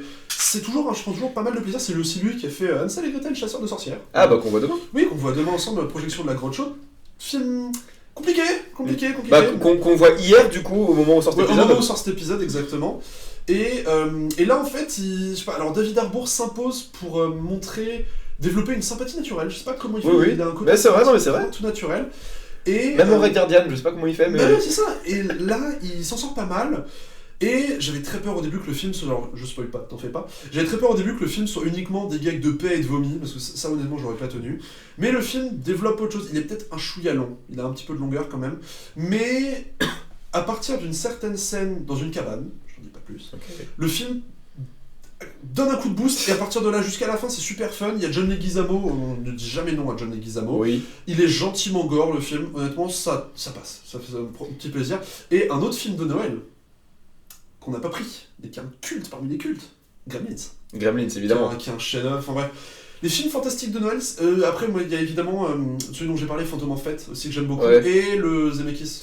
Que j'ai découvert très récemment. De Zemeckis. Ouais. Il est pas mal. Qui est bien. C'est pas le meilleur de la trilogie, j'avoue que j'ai une Et- grosse sympathie pour Beowulf, perso. Et que j'ai pas vu. Et en film de Noël, il y a ma copine qui m'a fait découvrir l'année dernière, Klaus, Oui, qui est Klaus. qui est incroyable. Bah, je trouve que Klaus, l'animation est magnifique. L'animation est tout, très tout bonne. déchire dans Klaus. Vraiment, Klaus, c'est génial. Donc voilà, c'est vrai, vous avez une petite liste, et pour l'année prochaine, on cherchera, j'espère qu'on aura des bons films qui sont sortis d'ici là, parce que malheureusement, on va pas détailler là-dessus, mais les bons films d'horreur de Noël, il y en a pas autant que ce qu'on pourrait croire. C'est ça. Il y en a même pas mal, à nouveau si on fouille dans le DTV de merde. Voilà, c'est-à-dire que on a une ligne éditoriale sur laquelle on s'est mis d'accord, c'est qu'on veut pas vous proposer de la merde. On peut proposer des trucs pas incroyables, Black Christmas 2006, mais qu'on peut défendre, devant lequel on peut passer à peu près un bon moment. Mais typiquement, on va pas aller vous proposer Krampus The Reckoning, enfin... Mother Campus. Ouais, le 1 et 2, je m'étais fait un double programme, c'est passé une excellente soirée. Mais ils sont courts en plus, ces films maintenant, ils durent pas genre. Ouais, ça dure toujours, tu sais, une heure à peine 10. plus d'une heure, Ouais. et c'est des films qui font... Qu'est-ce que t'as à dire dessus? Tu sais que je m'étais fait à Thanksgiving, je m'étais fait Thanksgiving 3 et Amityville Thanksgiving. Ouais, c'est de la merde. C'est de la merde. Donc qu'est-ce que tu as mis de vous? Non mais Thanksgiving 1 a un truc où c'est juste... Déjà il est court, il dure 1h06, un truc comme ça. C'est ce genre de film où je pense que c'est comme Birdemic, genre ils ont une bonne idée au départ, et après ils voient que le film plaît pour un certain public, après ils se disent je vais faire le film pour ce public, parce que du coup ça devient une espèce d'auto-caricature qui marche plus. Bah littéralement, Thanksgiving 3 c'est... Il y a Thanksgiving 2 qui existe, qui est le pire film du monde, et le but de la dinde tueuse, c'est de retrouver la dernière copie existante de Thanksgiving 2 pour un projet machiavélique, sauf que t'as des extraterrestres qui veulent l'en empêcher. Ouais, et moi j'avoue c'est le genre de film, je peux comprendre, je peux comprendre qu'on trouve ça vite fait fun, mais moi j'avoue, enfin, c'est fun si c'est des courts-métrages, mais ça... C'est ça. Sauf que le 2 il dure 1h40, ta grand-mère. Oh putain, non, mais tiens, c'est comme Gingerbread Man, je veux dire, le premier, il est sympa la première fois. Je l'ai pas vu, j'ai le DVD mais je l'ai pas vu. Toutes les suites, c'est compliqué. Même le versus Evil Bang. Je déteste. Ça. Donc c'est pour ça, on va trouver. On en a quelques-uns en tête pour l'année prochaine. Maintenant, à voir. Mais tu vois ce que ça reste à voir. Est-ce qu'on prend des films tournés autour de Noël ou qui se passent à Noël? Tu vois, ça peut être des trucs comme ça. Genre Édouard Main d'Argent se passe techniquement à Noël. Mais c'est pas un film de Noël. Édouard Main d'Argent se passe sur une durée assez longue. Mais j'ai souvenir d'un gros truc avec Noël en fait. C'est un truc comme ça. Non, il y a un moment où Édouard fait des statues de glace. Ou alors je dis complètement de la merde. Il fait des statues de glace, t'as Winona Ryder qui sort de Oui, chez elle, t'as la scène où et où justement il est en train de tailler la glace et ça fait comme de la neige. une des plus sur belles Ryder scènes de et- l'histoire du cinéma. Oui. Donc voilà, on va trouver. En tout cas, déjà merci d'avoir écouté l'épisode. Oui, merci beaucoup. A priori, quelques jours après ou avant la sortie de l'épisode, il y aura la dernière critique sur le site, qui est une rétrospective sur la saga Annabelle, Yes. écrite par mes bons soins, qui sortira. Alors, est-ce que c'est une saga que j'aime? Non. Est-ce que c'était intéressant d'en parler? Pas forcément. Mais est-ce que c'est intéressant de voir l'impact qu'elle a eu? Oui. À savoir aussi, du coup là, le prochain épisode c'est le participatif. Oui. À voir du coup comment on va s'organiser pendant les vacances de Noël pour le sortir. Voilà, donc vous nous avez proposé des films et La sélection a été faite. la sélection est déjà faite, voilà. On s'était mis en règle que ça doit être des films qu'on n'a pas vus tous les deux. Oui. Mais on n'a pas pu faire la totale avec ça, donc on a chacun sélectionné un film. Donc au final, il y a 3 films qu'aucun de nous n'a vu. 4. On a dû en remplacer un. Oui, 3 films qu'aucun de nous Nous deux deux a n'a vu, un film que seulement Corentin a vu, un film que seulement moi j'ai vu, et un film qu'on a vu tous les deux il y a longtemps, mais Il y a qui est longtemps, dans notre et plaisir de voir. qu'on a envie de revoir. Donc on a celui-là qui va sortir, également les fameux bilans de fin d'année, etc. On va en faire, peut-être pas en épisode plus en critique écrite, parce Oui. qu'en fait ça demande on a chacun des listes différentes de rattrapage qu'on veut faire ou autre. On va s'organiser, ça sortira sur le site, Oui. tranquillement. Et puis voilà, bah écoutez, merci à vous, et joyeux Noël, Joyeux Noël. et à la prochaine épisode.